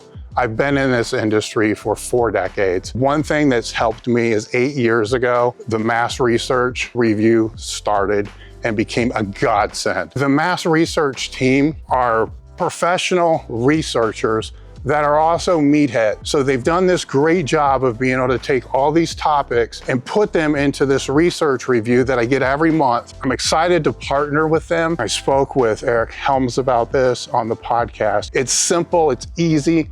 They're offering a 20% discount to all podcast listeners. The code is EliteFTS20. When you join, you get the research review, which is going to be sent to you every single month. It has 7 to 9 articles in there. The archive, which is 1,500 articles, thousands of videos. Just head over to massresearchreview.com and use the code EliteFTS20. The link will be in the description. Individually. Yeah. Right. It's what they got to display together. And that's where I was kind of going with that whole culture fit. Yeah. I think, now I think you point to, something that we've done very well over the last handful of years collectively as a strength staff and as a football staff and as a football program where we've been has been to get to the point where, and I've always kind of thought about this too. It's like, you feel like people talk about that and it's like, maybe you can only have one without the other. Like you can't have a group that trains really well in the weight room. And at the same time can also be able to work together in small groups and be able to handle tough situations. Like, because we get to the point, like, think about it. We've all been under bars and loads and all that. We're like, man, I don't know if I'm going to get this for however many reps or whatever it may be. We've all been there at that point, at some point in our time during training. It's like that, to sit there and say that's not a difficult and adverse and challenging, moment. I think would be disrespectful to it. And so I think if you find ways to where it's like, man, if you structure and organize your training properly, I think you can have best of both worlds. And I think that's what we've done very well collectively as a staff, is like, man, like, we're going to coach hard. We're going to make sure things are done the way that we want them done. But at the same time, like, you've got to be able to operate, and you've got to be able to do your job as best you can. If your job is to go in and we're on a safety bar squat that day, well, we've coached you how to navigate this bar, how to use it to where you can have the most success with it. You can't just dip under and go and think, oh, I'm just going to wing it. No, like, you have to take the coaching. You have to refer back to that in the hardest moments. Like, can you think through? It's just like trying to think through a heavy single or heavy triple on a squat or bench. Like, you start to think, like, when the hard moments hit, it's like, man, can I process what's happening, and can I be able to navigate and steer my way to where now I know what I need to do to be able to have success for myself, but also too, my success is going to help improve the success of the group. And so with groups that, I'm trying to figure out where I want to go with this, like with groups that, like you said, like train poorly, but then it's like, the exercise technique is poor, because I don't want to say poorly, right? Yeah. Because the transfer obviously is happening. Sure. But it's like you're looking at a pull down and you're like, what the fuck is that? Sure. You know, it just looks terrible. Yeah. I think it's like the same, I'm trying to figure out, like, articulate this. I think because when you look at playing the sport of football, you play any sport, there's a skill involved with that. Mm-hmm. You come into the weight room, you train, there's a skill involved with that too. Being able to handle heavy loads and being able to understand and navigate your way around a weight room and how to do it properly, that is a skill in and of itself. Being able to sprint is a skill. Being able to decel is a skill. Being able to change direction, they're all skills that can be trained. And I think sometimes it's easy to get lost in, well, as long as they're winning and as long as they're able to work, well as a group, then whatever. If a squat or a pull down or a press, whatever doesn't look remotely, close to being what we would deem acceptable, it's whatever, because we're still winning. But at the same time, like, if you walk into that room and you disrespect it, it can end your career like that. Mm-hmm. And so I think when you kind of look at it, like, where I was trying to go with it is, like, we'll teach our guys, regardless of the bar they're using or whatever it is, like, we'll teach them, like, this is how we want it done. And our guys is it going to take a minute for them to catch on? Yeah. But that's why you have a job. That's why you're there to help coach guys whenever they don't get it right the first time. Well, out of all the things that they're doing, is they're very highly skilled on the field. That's why they're there. Yes. They're not highly skilled in the weight room. No. They're beginners. Yes. Intermediate. Almost intermediate. Yeah. Almost, yeah. right? Yeah. And so I think that's what a lot of the strength coaches that I speak to at your level realize, but don't. Yeah. Right? Because they'll get so metric oriented to where it's like they're still beginners in the weight room. And metric, I'm sure their running mechanics are better than their lifting mechanics. Sure. Right? Am I correct on that assessment? Yeah, probably. Yeah. Yeah. Well, I don't know, right? It depends on what you're going to define as the running mechanics. Yeah. It's kind of one of those things, like, I do think when it comes down to it, like, when you kind of put in some hard spots, you're going to revert back just to what you know. Right. And so, like, if you can sit there and take your time all you want and coach guys on sprint mechanics and like, here's how this should look. When you're going to play football, it's like, man, guys are just they're playing ball. They're going to revert back just to what they know and what they've been doing for, since they started playing ball at 5-6 years old, all the way up into, early 20s. Like, you're not going to sit there and break 14-15 years of habits in an 8 to 10, 12 week period of time, even over the course of a handful of years. Like, that's still gonna be pretty hard to do. But here's a question for you. If you're trying to drive that work capacity in that area, field, turf, is that kind of like the technique that we're talking about in the weight room, to where if that technique stays shitty in the weight room and the load increases and the volume increases over a period of time, they can get hurt. Yeah. Now, if that technique is not dialed in on the turf in the field, right, and you're going to increase the workload, even though it's going to resort back to whatever it is having that better technique able to keep them safer as you drive workload? Yeah, I think so. I think that's why you still coach and teach those things, because it's like, man, they already know, like, they know how to run, they know how to do all these things. They've been doing it for their whole lives. But you try to find things you can clean up, because after a while you're going to have to start matching demands throughout especially throughout summer period of like, man, here's a 5-day average of camp. Here's what they're going to have to be able to handle from like a running standpoint, accels, decels, total per load, like all those different metrics that you've got to be able to handle the first, really week or 5 days, 6 days of camp. And so like, I've always kind of looked at it as you coach these things so they can get through the training and they can handle the training in a safer way, instead of, or as opposed to saying, hey, well, they already know what they're doing. Let's just go ahead and let's go ahead and run. Let's do all this stuff. Let's not coach Excel. Let's not coach decel. Let's not coach, man, if we're running like a 135 degree vector or like a 90 or 45, like how to actually sync, how to break, what the torso is doing, all that. Like, so I do think if you take the time to coach and teach that, and you give them a chance to practice a lot of it, I do think whenever they start to kind of get into some like individual work, they start to get into some team and some group settings, I do think you give your guys a chance to clean a lot of that up. But I also think too, like throughout the duration of a summer, because you do have to ramp up to match demands of camp, I do think taking the time actually coaching and teaching all those different qualities and all those different things can help your guys withstand the training and the increased training load as a block of training kind of progresses into the later stages. Does that make sense? Yeah, no, I get it. That's where I was kind of going with that, because it makes sense, right? Because if it is the same as the weight room, it would be a complete fucking disaster if it wasn't cleaned up. Sure. Different type of question than you're typically asked, because you're asked generally what were things that you've taken from Thirst and Boss Barbell and super training and applied to the weight room. Yeah. Right. I'm going to flip this around and say, what are some things that you've seen in that private powerlifting type sector with Dan Green and its super training and at Thirst that should not be in your college weight room? Oh God. Let me think. let me think for a second. Man, I've never even thought about that, to be honest with you. That's a good question. What should not be in?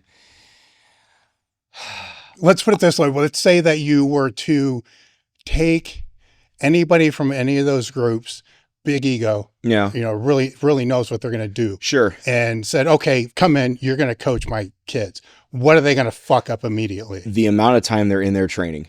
That as soon as I saw, I was like, man, what had a question? I was like, okay, this is exactly what it would be, because and simply because you're around those guys. I mean, I sat there and watched Andrew Herbert try to take like 902 or 903 something for a triple one night while I was training at Boss, and he was getting ready for record breakers out in Dublin that year. I think in 21, I think what it was. And I'm just like, good God, like there's 6 of a spot, and where there's 2 on each side, one's in the back, someone's running the monolith. I'm like, this is insane. Mm-hmm. Like, and he hammered the first one. The second one he got, and the dude's sitting there shaking. I'm like, there's no way he's going to third. And this dude took it down, and we pulled him out of the bottom. But I just remember thinking, like, that is like, if someone asked me, like, what's like one story, one thing you've seen that's like just the most impressive thing, I'm like, man, I've seen a lot of that. That's up there. And I asked him, I was like, dude, I wanted to say, ask him, like, man, like, what's, why'd you take a third one if the second one's so slow? And he's like, man, I've got all the people around me that I trust, and I know if if I didn't get it, you guys had me, and I was like, man, let's ride, let's go for it. And I was like, that's badass. Mm-hmm. Like, that was sick. And but I would say certainly the time. When you think about things like that, though, you got to think he's been in that situation several times before and did get it. Yeah. Oh yeah. Right? And but you look at the amount of time it takes. Everyone's like, oh well, that's. It's like, oh yeah, well, he's used to handling that weight. It's like, it's like 900 pounds, dude. Like you can't just sit there and be like, okay, we'll go 40%, 50%, 60%. It's like, you get a guy like that or a lifter like that, where their top end is so ungodly high, is like, it takes so long. And by the time they're up to the point where it's like, man, I'm good. Let's go. Let's rip this thing. I mean, we probably would have gotten a whole lift done, and that's not to sit there and completely dismiss on what they're doing, because like you're looking at some of the best people in the world at moving weight and handling bars. And so I would think though, like sometimes like the time probably, and not even so much like that level, but even just like the other lifters I've seen in gyms, like, man, certainly time to get through your main work, time to get through your secondary supplementary work, and then kind of how the time with the accessory work. And I say that because I was guilty of that.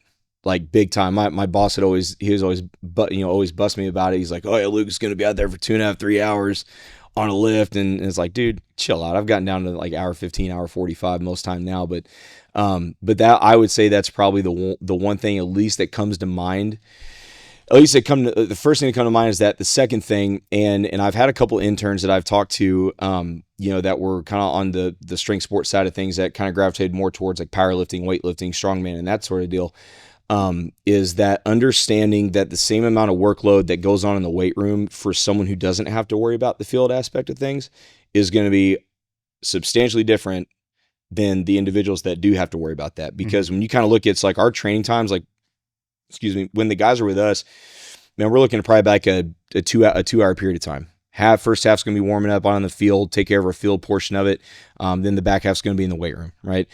Well, if you go in on a Monday, and especially early in the week, and let's say you're going to run, man, you're going to work like a top set of 5 on your main squat. You're going to roll like a secondary squat somewhere between like, sets of like, 6 to 8, and then you're going to have a ton of volume on the back end. Like, you're going to ask those guys to even go just do like some linear tempo work next day. They're going to be absolutely cooked. And now you might completely screw up the entire week. And so I think if you're on that side of things and you get up into the team setting, and I had to even look at this, myself too, because that's where, it's no secret on our staff. Like I like strength sports. I think powerlifting's super cool. I think weightlifting's awesome. I think strongman's awesome too. Like, and so, but it's like, man, you can't sit there and take something that like Andrew Herbert or Dan Green or like top level lifters do and expect to say like, man, this is going to work for a football player or a baseball player or soccer or whatever sport you work with. Can you take bits and pieces and principles from what they do? I think you can.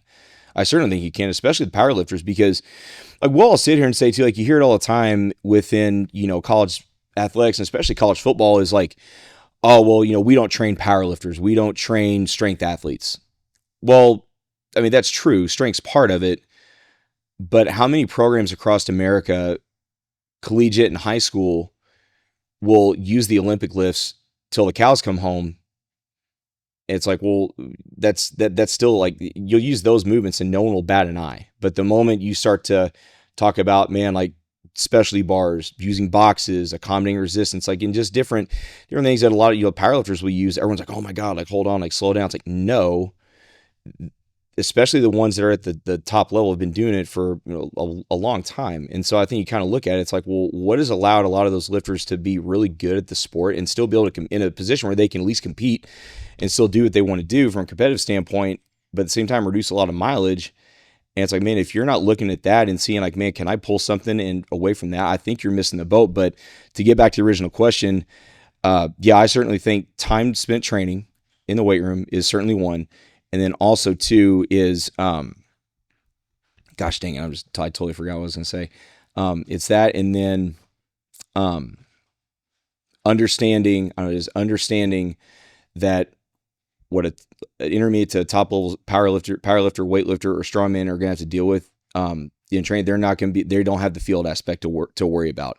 So that's a whole other half of the equation that it's like, hey, you don't have to keep this in mind. But when you get into the team setting, it's like, man, they're not powerlifters, they're not strongmen, they're not weightlifters, but you're still going to pull from those disciplines to help improve raw physical qualities. So whenever they do go out to play their sport or they do go out to train, they've got a better, more robust base to be able to handle the demands of training and hopefully the demands of camp and the demands of the competitive season. Well, I think the easiest way to look at this broadly across strength and condition or the training for any endeavor is to ask whoever's at the top, whoever's making the progress that you want to see. Doesn't necessarily need it.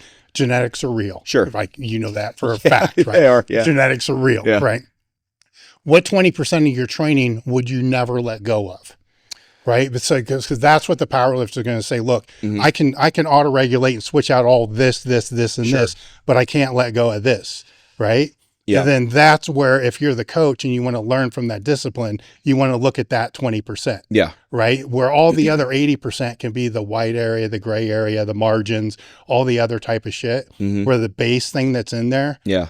I got to lift fucking heavy. Yeah. I got to get enough exposures to be able to get strong. Yeah. Those things that fall in there. Yeah. Are where if it's track, if it's meters, like what's the 20% that the sprinter will tell you, I have to have this, or the sprint coach would say, look, all this other shit can change, but this can't. Yeah. Are you looking to extend your career in the gym? It's one of the questions that I'm asked most frequently. I'm Dave Tate from Elite FTS. When it comes to longevity in the gym, I look no further than the support gear that you're using. By support gear, this is one of our custom-made blockers, by the way, strength equipment, elitefts.com. I know a little bit about it. I've been doing this for 4 decades. So wrist wraps, straps, belts, knee wraps.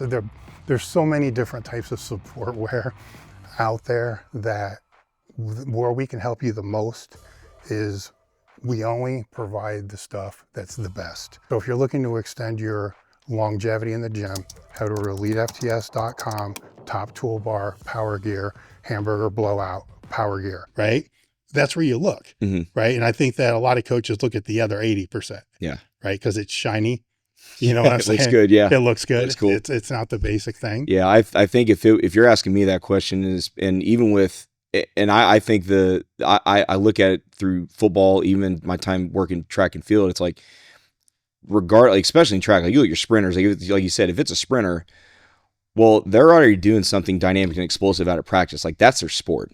When you kind of look at even the linemen, right? Whether you're closer to the ball, as far away from the ball, you get like your interior guys and your perimeter guys, like everyone's going to sprint to a degree. Some are going to sprint short distance, some are going to sprint longer distances. So when you kind of look at it, it's like, well, you're already getting something explosive. You're already getting something dynamic. And so if you're asking me what I would keep in, it's like, well, you're not going to get that out. You're not going to get any type of like true strength work out in the field like that. So the 20% I would keep in max effort work in the weight room. And then the other 80% we can sit there and play around. It's like, man, because you're going to get max effort in the weight room. You're going to get a lot of the dynamic and a lot of the explosive stuff on the field within either the sport or the practice for the sport. And then the other 80% in the weight room, it's like, man, okay, cool. What can we do to kind of help support the biology and the tissues and whatnot, and support the body to where it can withstand that training over a duration, a long period of time. Does that make sense? Yeah. Okay. What are some things that you thought were going to work that didn't? Oh God. Pretty much everything. Yeah. I mean, I think it's kind of one of those, like, yes, that. No, where I'm going with that is because you've been around all these different disciplines, and things would be like, oh shit. Yeah. You know, this is what I need. Then you implement it and it doesn't quite work the way you thought it was. I think going back to what I was saying earlier in Boise, whenever we were in our first summer there and it kind of started like using it, we used a weekly rotation, max effort wise. I go back and I don't want to sit there and say I'm embarrassed I even put that on paper, but I kind of look back and I want to cringe a little bit because I'm like, man, I don't know if that juice was worth the squeeze, because we didn't really have a whole lot as far as like, you know, options for specialty bars. I think we had power bars and we had like maybe 10 neutral grips. I think we had 2 safety bars. Like that was about it. It was pretty basic over there, which again, we still got the job done, no question. But I thought that instead of trying to find like in a 5-week period, work from like, man, a heavy set of 5 down to a single, like, man, what could I have done from maybe just pick like 2 or 3 and just kind of stuck with those throughout the summer, instead of trying to get so far down the rabbit hole and down in the weeds, where it's like I got through with that. And I think that was a moment where I had to kind of step back and be like, okay, wait a minute, let me get out of the weeds for a second. Let me take a 30,000 view foot look at this and kind of digest what went on in the last 5 weeks. It wasn't bad, but I think just looking at it's kind of like, man, maybe I probably got a little too cute with stuff in the weight room. And it's like, man, how would I do this a little bit differently? And I think going along with that, here's another one. And this, whenever I think about it now, looking back to when I was in grad school, this is like a duh moment for me. Like, you should have known this, but I was in grad school, man. I was still figuring things out. Like, I was still raw and young and in the field. And I think when I started to implement like a conjugate style split with women's soccer, the max effort work, I'm like, man, cool. Like, we're going to pick a couple basic movements that it's going to be really easy. They can load, it's safe, they can get stronger with no problem. When I looked at the dynamic day, I remember laying weights out and it's like, man, this girl is going to have 45 pounds and micro. I'm like, okay, well, looking back on it, because hindsight's 20/20, right? I remember looking at the day, I'm like, God, this doesn't look right. I don't know, but I didn't know any. I said I didn't know any better. I was like, well, I'm just going to stick with it, and I'm going to give some time, and then I'll form an opinion on it. And so I think looking back on it now, I would have swapped. I thought that DE upper would be appropriate. I would have swapped that just straight rep effort. That's exactly what I would have done. And so I think I think sometimes you have to and again, like we're talking within reason, right? Because you can't get anyone hurt in a weight room doing some things you might think are experimental. But if you start to toy with, or you start to kind of get into a system that you think may be beneficial, for an athletic population or an athletic group, I think there's a lot of value in doing it yourself and getting entrenched and getting, kind of just sit there and marinate in it a little bit, find out, man, here's what you like. Here's kind of what you don't like. And it's like, man, why don't you like this? What about it feels off? And then try to talk to people that understand the system a little bit better than you do. That's what I did with Brandon Smitley, was ask him, like, man, give me your opinion on this. And he helped guide me a little bit.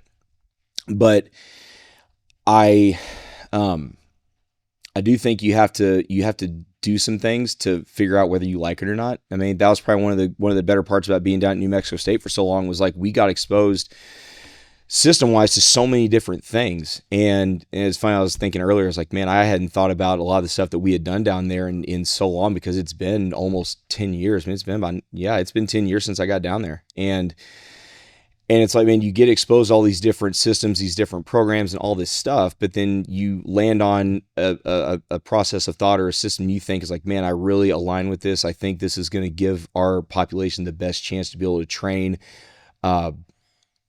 a course of a calendar year and be in a good position physically where we can still make progress. We can still train certain qualities that we need to train throughout the entire year, depending on the sport. But it's not going to put someone down a huge hole where now recovery becomes compromised. Now you're affecting negatively what goes on at practice and what goes on during the field on game day. So I think by going through that and implementing that with that women's soccer team when I was at Indiana State as a grad assistant, I do think I was able to see, and I was able to gain some clarity and gain some hindsight on, man, if I was ever to get in a position with a group that needed to get a lot stronger, it's like, man, I'm not going to worry about dynamic effort, because at that point, like if you're doing field work, you're going to get that to a certain degree. Where can we fill in the gap, and where can we get them a little bit stronger? Where can we put where can we shore up their deficiency? And so, like, man, cool, you'll get the max effort work earlier in the week, but then later in the week, man, instead of worrying about the speed component, they're not strong enough to even worry about that. So let's just go ahead and just do some rep effort work, and let's put some tissue on. Let's build some movement quality. Let's grease the groove. And then from there, you hope over time, strength does become adequate enough to where now, if you wanted to slide into some of that stuff later on down their athletic career, whether with you've at least got a better base to start to handle some of that. Does that make? Yeah. Okay. It's where I think you're going with a piece of that is when you're looking at percent-based programs, and it's this, because you said the soccer player, when I was training at Westside, I was also working as a trainer, and I was training somebody that was a Division I soccer player. Mm-hmm. So kind of like the same case example. Yeah. And I was going to have them do, it was box spot, speed work, whatever it was, but the percentage I had her at was 80%. Yeah. I think and I remember I said, let's just do as many as you can do. And she did, I think it was 85%. She did like 20, 25 reps, right? So then I'm in my head, I'm like, what's 85% for me? Yeah. I'm like, fuck, I'd be lucky to get like 6. Yeah. 5 or 6 tops. Yeah. I'm like, percents ain't going to work. Yeah. Like, this doesn't work. And then what I realized was her ability to display her strength in that movement was not to a point to actually display what her true strength is. Sure. She wasn't technically good enough. She should be able to squat way more. Yeah. Right. 150, 200 pounds more than what she was, but she wasn't skilled enough to actually display the strength on that movement, because she didn't know that movement, which meant when I'm trying to use percents based upon something that's already not optimal, it's going to be way not optimal. Sure. Right. So you kind of default to this repetition, like, what's it look like for the 5? Yep. Right. And then each week it just gets better and better and better, but may not even be getting stronger. Yeah. But just may becoming more technically efficient at that movement to be able to display the strength that was there, which that's a gap. Yeah. Right. You got to build that first before you can actually say you built the strength. Sure. Right. Because all those neuromuscular components are going to be developed, just in learning that skill. Yeah. To be able to display what they already have. Sure. Right. Yeah. And on the far end, that's really all a powerlifter main goal is to be able to display their strength on meet day. Yeah. Right. They don't necessarily have to get stronger at the top level from year to year to year. They just need to become better at displaying their main peak strength. Sure. Right. Yeah. And I think with like going back to like the about percentage based, and this is kind of what we've done this over the last couple of years too, is like, we'll still lay out like percents as far as like, man, like this is how we're going to work up, because if you don't, before I get into that, you have to have a guide. You have to have a guide. Yeah, that's exactly. So we look at percents. It's more so like, man, this is just a guide to get you up to now. Because when we talk about like our max effort days, like that's just a day for us just to get intensity. That's all we're going to look at. And so we want to, at least in our setting, we at least want to get to, man, touching 80% load or better. If we get up to upwards of 90, great. But on those days, we're gonna work intensity and we're gonna get some load on our players. We just use percents as a guide. And then once we get to, man, we'll work up to 80%. And then from there, we'll start to use some open sets. And it's nice now because we've got the ability to track all that at the rack, to where it's like, man, cool. Anything we want to, mark down or we want to log, man, we got the ability to do it right there. But the years before, it was just, we would just go by hand. But kind of your point, it's like, man, percents are kind of whatever. If you try to stick like, man, like this has to be like, we have to work to 90% for a triple today or 85% for a 5 to 6, like that can fluctuate, 5-10% at any given day. And it's like, and you look at the amount of stress that these kids have with sport, with school, training, social life. I mean, it's a ton. You don't know what's going on really outside the building a lot of times. So you have to kind of keep that in mind, is like, man, this isn't something that is like a concrete deal. And so that's where I think we've done a good job of as a staff, is just, we've gone to the point where like, man, here's where we want to get them up to. Here's where we'll guide them. And then if it's a day we're trying to get intensity on our players, man, cool. Now we're going to use any velocity trackers we have, coaching eye, and also too, like knowing your guys, like we talk about like, within strength sports, like really powerlifting, two types of lifters. One that's like really explosive, but the moment they start to have to strain, like it slows down a hell of a lot. Then you got the others that are like, man, we're not very twitchy, very fast, so we can throw it down in first gear and climb the mountain, all day long. We have more of the twitchy fast guy. We do, and that's kind of what I've seen over the course of my time as a coach in college. Like, you're going to get a majority of the guys you're going to get are going to be on that side of like, they're very twitchy, very fast. But the moment they have to strain for a little bit for a longer period of time, it's like, man, it goes south really quick. And so kind of when you look at it, it's like, man, if you can start to get a gauge, you have to know what kind of guys you have within your team and also within your group. Because I've been some places where, like, I'll give you a good example. Like when I was at New Mexico State, I had, in one of my racks, I had 2 DBs, and I had one that was like twitchy as hell, was excellent with any velocity base, like whether it's a press, a squat, any Olympic lift, was awesome. The moment we got to like 85, 87, 90ish, we really started to creep up there. It was like, man, pump the brakes. Like almost got stapled at like 90 for like a single or a double. And it's like, all right, that's interesting to see. But then on the flip side, the guy he was lifting with, was like, the days we would have like the velocity trackers on, he would struggle. But I sat there and watched that dude hit a squat, and I think the speed was like a 0.16 or 1.5, something like that. And I'm like, okay, you start to watch your guys lift, you start to watch them train. And I say your guys, you start to watch the athletes that you're with train. And I do think you need to start to get an idea of like, man, what is, especially if you're looking at a small group of like, man, maybe, 4 or 5 racks of, people, so you're looking at 8 to 10 individuals at a time. Like, if you start to get a gauge on, okay, depending on what quality we're training today, here's who's really good at it and here's who's not. So then as you start again, if you're rolling like a day where it's going to be, man, we're getting the intensity on the guys or intensity on the players, and who does well at that and who struggles at that, it's like, man, cool. Now you as a coach can make a better informed decision when those open sets do hit. And now you can guide your athletes in the right way, in a safe way, to where, man, we still get the work done, and we still close the gap that you have on this particular day, but we don't put you at risk of getting hurt or getting in a bad spot. You don't. Yeah. So you're watching based on their absolutely quality, their output. Yep. Right. Because it's interesting, right? Because it's going to be different with those two groups. Sure. Radically different. Yeah. Where one. Hey, no, I can see how people can screw that up. Oh, yeah. Real quick. Oh, yeah. Because one may look like, oh, yeah, they just killed that. Yeah. Go up 20 pounds, but no. You get stapled. They get fucking stapled. Yeah. Right? Yeah. Yep. Were there any topics you wanted to go over I didn't bring up? Man, off the top of my head, I got treating every team is the highest priority, which Man, I think that's a good one. Yeah, I do. Yeah, I do think, and I wrote I wrote a bunch down, and I started to kind of think about, like, I'm just, you know what, I'm just going to roll up in, and we'll see where the conversation goes. And I think with that one, and again, I go back to, I know I've referenced my time out at New Mexico State quite a bit, but I do that because I do think that was a very pivotal and very important time for me, like just as a coach, but also like as an individual. I mean, that was a very challenging 2 years, but I wouldn't trade it for the world. I met some of my best friends down in Las Cruces, and guys that, and coaches and athletes that I still talk to this day. Like the two of them were in my wedding 2 years ago as some of my groomsmen. But I go back to that time as, like, because when you get into college strength and conditioning, everyone's like, oh, football is like the big sexy sport and everyone wants to work with that. And it's like, okay, well, and you also, you say the same thing for college basketball, schools that have a really good baseball program, right? You kind of look at those three.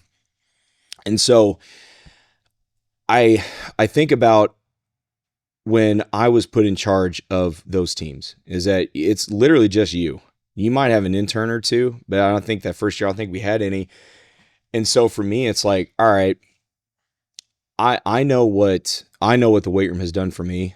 It's brought me to it's brought me to a lot of cool places. It's in just training in general, man. Like it's brought me to a lot of cool spots.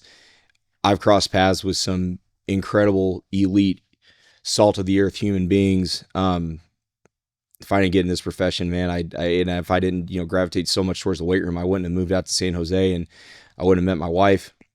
I wouldn't have her daughter. Like, and those are,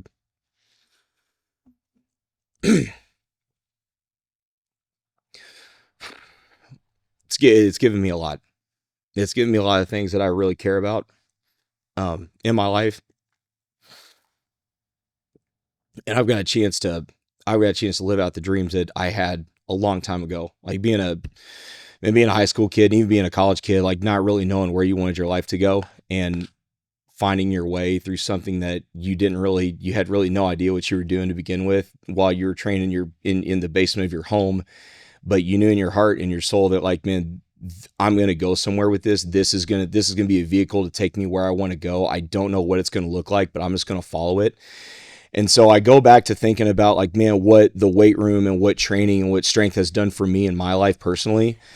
And it's like, man, what can I do with the teams that I'm working with that a lot of strength coaches might, when they get a bin, say, man, like, I don't want to work track and field. I don't want to work cross country. I don't want to work with these sports. I just want to work with football. Okay, well, that's cool. You've got a staff of 5 or 6 guys to handle, at any given point in group settings, 30 to 40 guys. That's really not, when you look at coach to athlete ratio, that's really not that much. But if you've got a group of 25, 30, 35, 40 cross country kids that this might be their first time stepping in a weight room, what are you going to do to make sure that they have a great experience with you as the coach?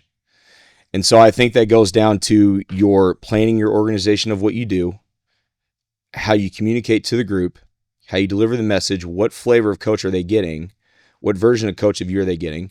And then 2, at the same period of time, it's like, show them that this is not a place that they need to be afraid of or that they need to be shy of. Like the weight room's for everybody. Strength is for every last person on this earth. You cannot convince me otherwise. It's for every breathing human on the planet. And if you do your best, if you put your best foot forward and you treat them like the most important team, the most important thing going on at that point in your life, like if you want to work football, treat them as if, man, if this was my football team, how would I treat them? How would I coach them? How would I organize? How would I run this session? How would I help? How would I coach? How would I treat them?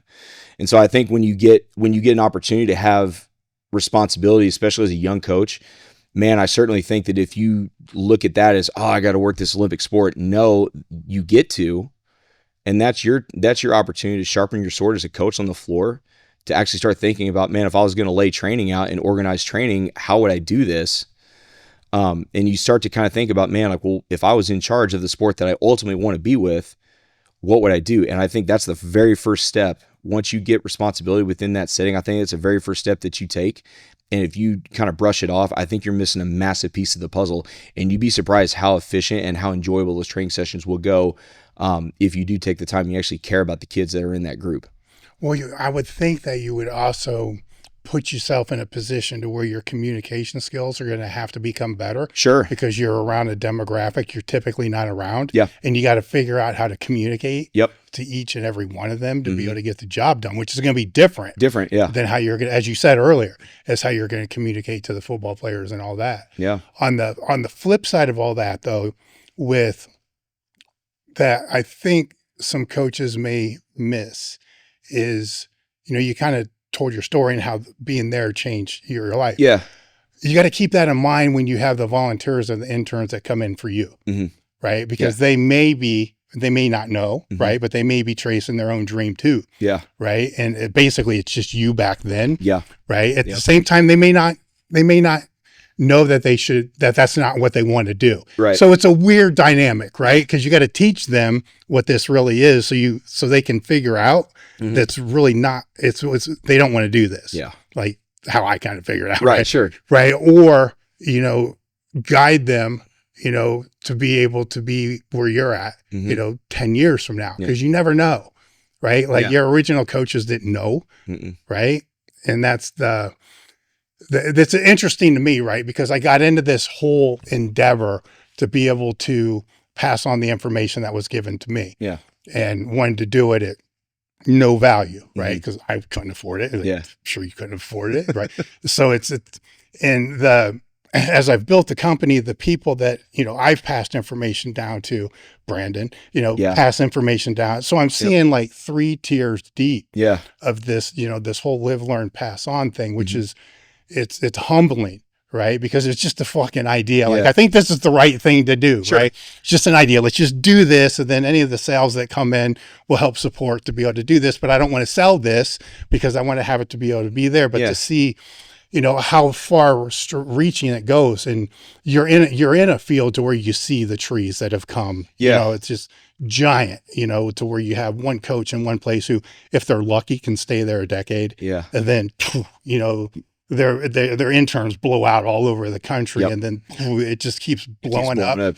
So it's a big networking thing too. So what advice would you have to people that are trying to get into it? Because that's the trick, is to get into one of the networks so it can blow up, and have patience. Outside of that, it's what advice would you have? Man, I would tell, because I would tell guys that are wanting to get in, or like coaches that want to get in, especially as an intern, like, just, you're going to have to volunteer your time.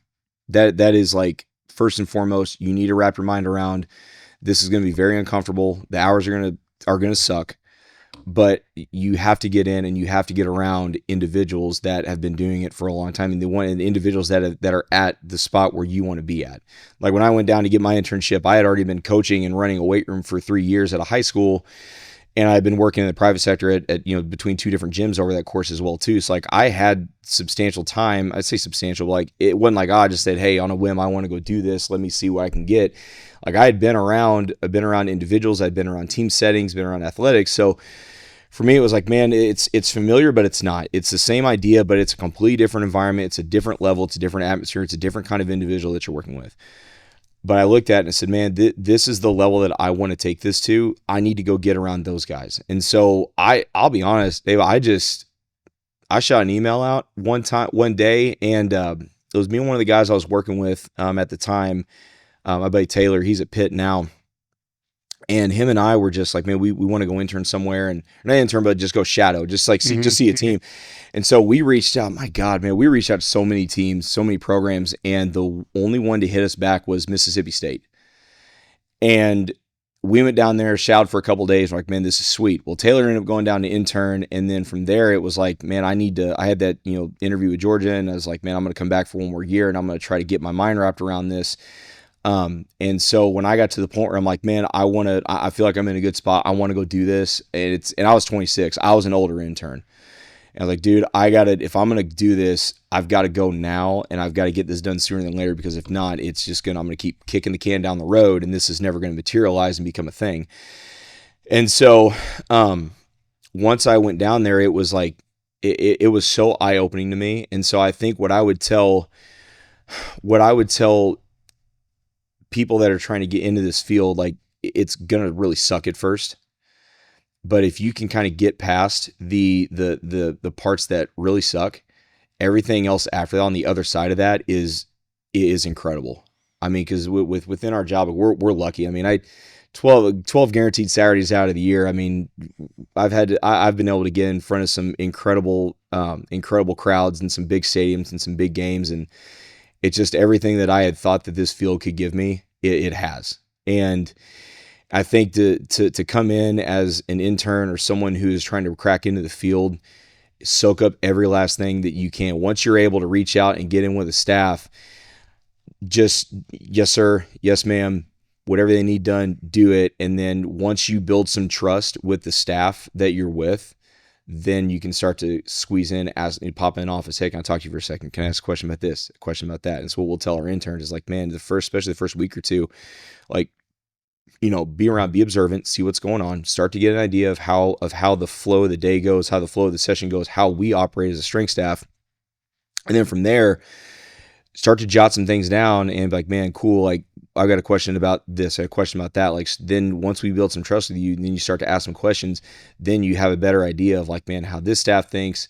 And then we can help answer any questions that you may have to help get to help understand if this is what it looks like within this environment, within this setting. So whenever you do get to the point you make your move to like a GA, like a paid internship or like a part-time position, now you're at least better you're better equipped, but you have to be willing to get in and give up some of your time. You have to. I think you just gave a brilliant piece of advice there that I want to kind of double down on. Okay. If you're getting into the program as the intern and they're just coming back, right? The coaches are just coming back too, right? So leave them the fuck alone for a couple of weeks because they got a lot of shit they got to get done. It may take longer than that, but wait until you start to see a little bit of downtime. Then that's when you should start asking and probing when they have that downtime. Because you get back, it's a mad scramble. Yeah. Fucking chaos for a week or two, right? Yep. And then things start to settle. Now, if it's that chaos and you have this intern just chipping in your fucking ear all the time, you're not going to want to help them, right? Not right? at that moment, no. No. And that's just knowing the field. Yeah. Knowing your surroundings, I guess, is know that. Because then when it does chill down, your brain actually is still firing on cylinders, but you got nobody to fucking, no athletes around to talk to. Yeah. So then they pop in and then you talk to them for an hour and a half because your brain still hasn't come down from the session. You're you still, see what I'm saying? Yeah, for sure. And I think another thing too, I'll tell interns when you get in somewhere, like train. Don't be the intern that just gets in there or the volunteer that gets in there and is kind of like, I'm just going to do my thing. I'm going to help out. I'm going to hang out. Like, that's not cool because like coaches, like we see that too. Like some of the best interns that we've had over the last couple of years have trained the hardest whenever we've been training. And so, and I had a conversation with one of our interns back, I think it was the end of April. It was right before we left for May break. And he was asking me, he's like, Coach, he came, he's like, can I talk to me? Yeah, dude, come on in. Like, what's going on? What's up? And he's asking me like, man, what can I do to be better? Like, what are some things I can do? And I, of all the things I told him, I just said, hey guys, I just wanted to take a moment because we do read the comments, and one of them that keeps popping up more frequently than not is I can't believe this video doesn't get more views. Take a minute to subscribe, leave a comment, and share. It really does help. What you can do is you can start to get away from the stuff you've been doing, just training wise, like just kind of doing your own thing. Like we've got all these cool pieces and all these different, these different pieces to train on, whether it be bars, machines, what have you. You need to get on some of those. And not only do you need to train on some of those, you need to learn how to strain on some of those, because when you understand how to do that, your skill set and your ability to help a team and someone that may not, is like we talked earlier, like their skill set's not going to be lifting weights. It's going to be the sport. That's what their scholarship is. That's what's brought them there is their sports skill and their talent.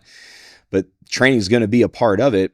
And if you have no idea what it means to strain on a safety bar or the machines, yeah, absolutely. If you don't know how to strain on any of those, and the machines are probably the easier one to start to teach. Yeah, but you'll figure out where to set it to get the best stimulus. Yeah, because your athletes aren't going to know. They're not going to know. Absolutely not. You've said it a handful of times. Like that's how you can learn how to like anchor intensity, right? So when when you start to learn to strain and on some of these pieces, and that doesn't mean get like incredibly sloppy and get yourself in a bad spot, but when you learn to like, man, let's take it there, let's see where things start to break down. I think it's also one of the benefits of actually having the chance to actually video your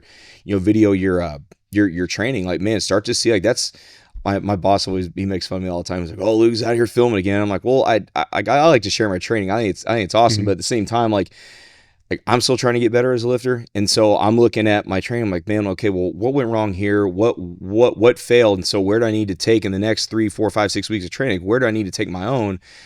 And so I tell our interns, I told our one intern, I was like, man, you need to do that because then you understand like what you understand how to navigate a really tough situation, and you learn how to think through that, and you understand what that feels like. So now whenever you've got one of your athletes that's sitting on this bar and it's like, man, cool. Well, man, like, it's going to be like a hard set of 5 or whatever. Like it's going to be a tough set. Hey, cool, man. I've been through it. Let me coach you up. And then a lot of times if one person needs coaching on it, the entire group's going to need coaching on it. So like really good example, whenever we first started bringing the safety bar in, with our group at Penn State, it was like, man, talking to the guys, like, man, have you guys ever been on this bar before? No, only if we're modified. Okay, cool. So not a whole lot of guys have been on it. So let's take the time to actually teach. Like, man, it's not just, all right, this bar is here. It's going to be easier because you don't have to, move your hands back. In fact, like, if you've never been on, like, I've yet to see a specialty bar carry over as much as that yoke bar does to a squat. I've yet to see anything like it. That is my favorite bar I've ever been on. And I'm not just saying that because because I'm here right now and I'm talking to you. I've found different ways to get on that thing since, really once I got over and started training with Smitley, that was the moment I was like, man, I got this is going to help me. And I don't know how, but I'm going to figure it out. And so when we started to put that in, it's like, man, okay, let's teach the guys this, because it's not just as simple as, hey, let's just set it up and let's just get under and go squat. No, you have to understand, like, where do the handle, what do you do with the handles? Mm-hmm. Where does the backpack go? How can you wedge this in, and how can you use that leverage to your advantage to solve this complex problem that might be taking a hard set on this, to where it's like, man, this is going to fold you way harder than any barbell will. Mm-hmm. But if you don't have time spent on those pieces, you're not going to be able to help the population you're working with when you do get the itch to, hey, I want to introduce this. And so I think that can only make you not only a better coach, or not a better lifter, but also a better coach as well too, because now you've just deepened and broadened your skill set to help, man, the entire room with something that is really new to them. Oh, it's 100%, because it's some people you may have to pull down, push up. You'll figure it out if you use it. And you'll know what to call out on other people. Yeah, absolutely. Which is a really good point, especially with that bar. Actually, any bar. Any of the lifts. Yeah, any bar. And I think too, and it's, even with, whenever we put the last couple of years, we put the sumo deadlift in with our big guys. And I think the way that we've kind of structured our dynamic days in the summer, it's very dense. So we'll go from like an Olympic lift, some type of clean, to some type of squat, some type of deadlift. And we just put in, we just got done with our first week not done, we're midway through our first week of training. And so we introduced that on Monday with the guys. Well, we've got our speed lower day will be on Monday, because we've got football going on Tuesday. And so we decided to put that at least with the big fellas, and really with the whole team, like, we're just going to put our speed work from a lower half standpoint beginning of the week. But when we got into that, and we'll have the sumo deadlift on like a block, we'll do like a low block pull.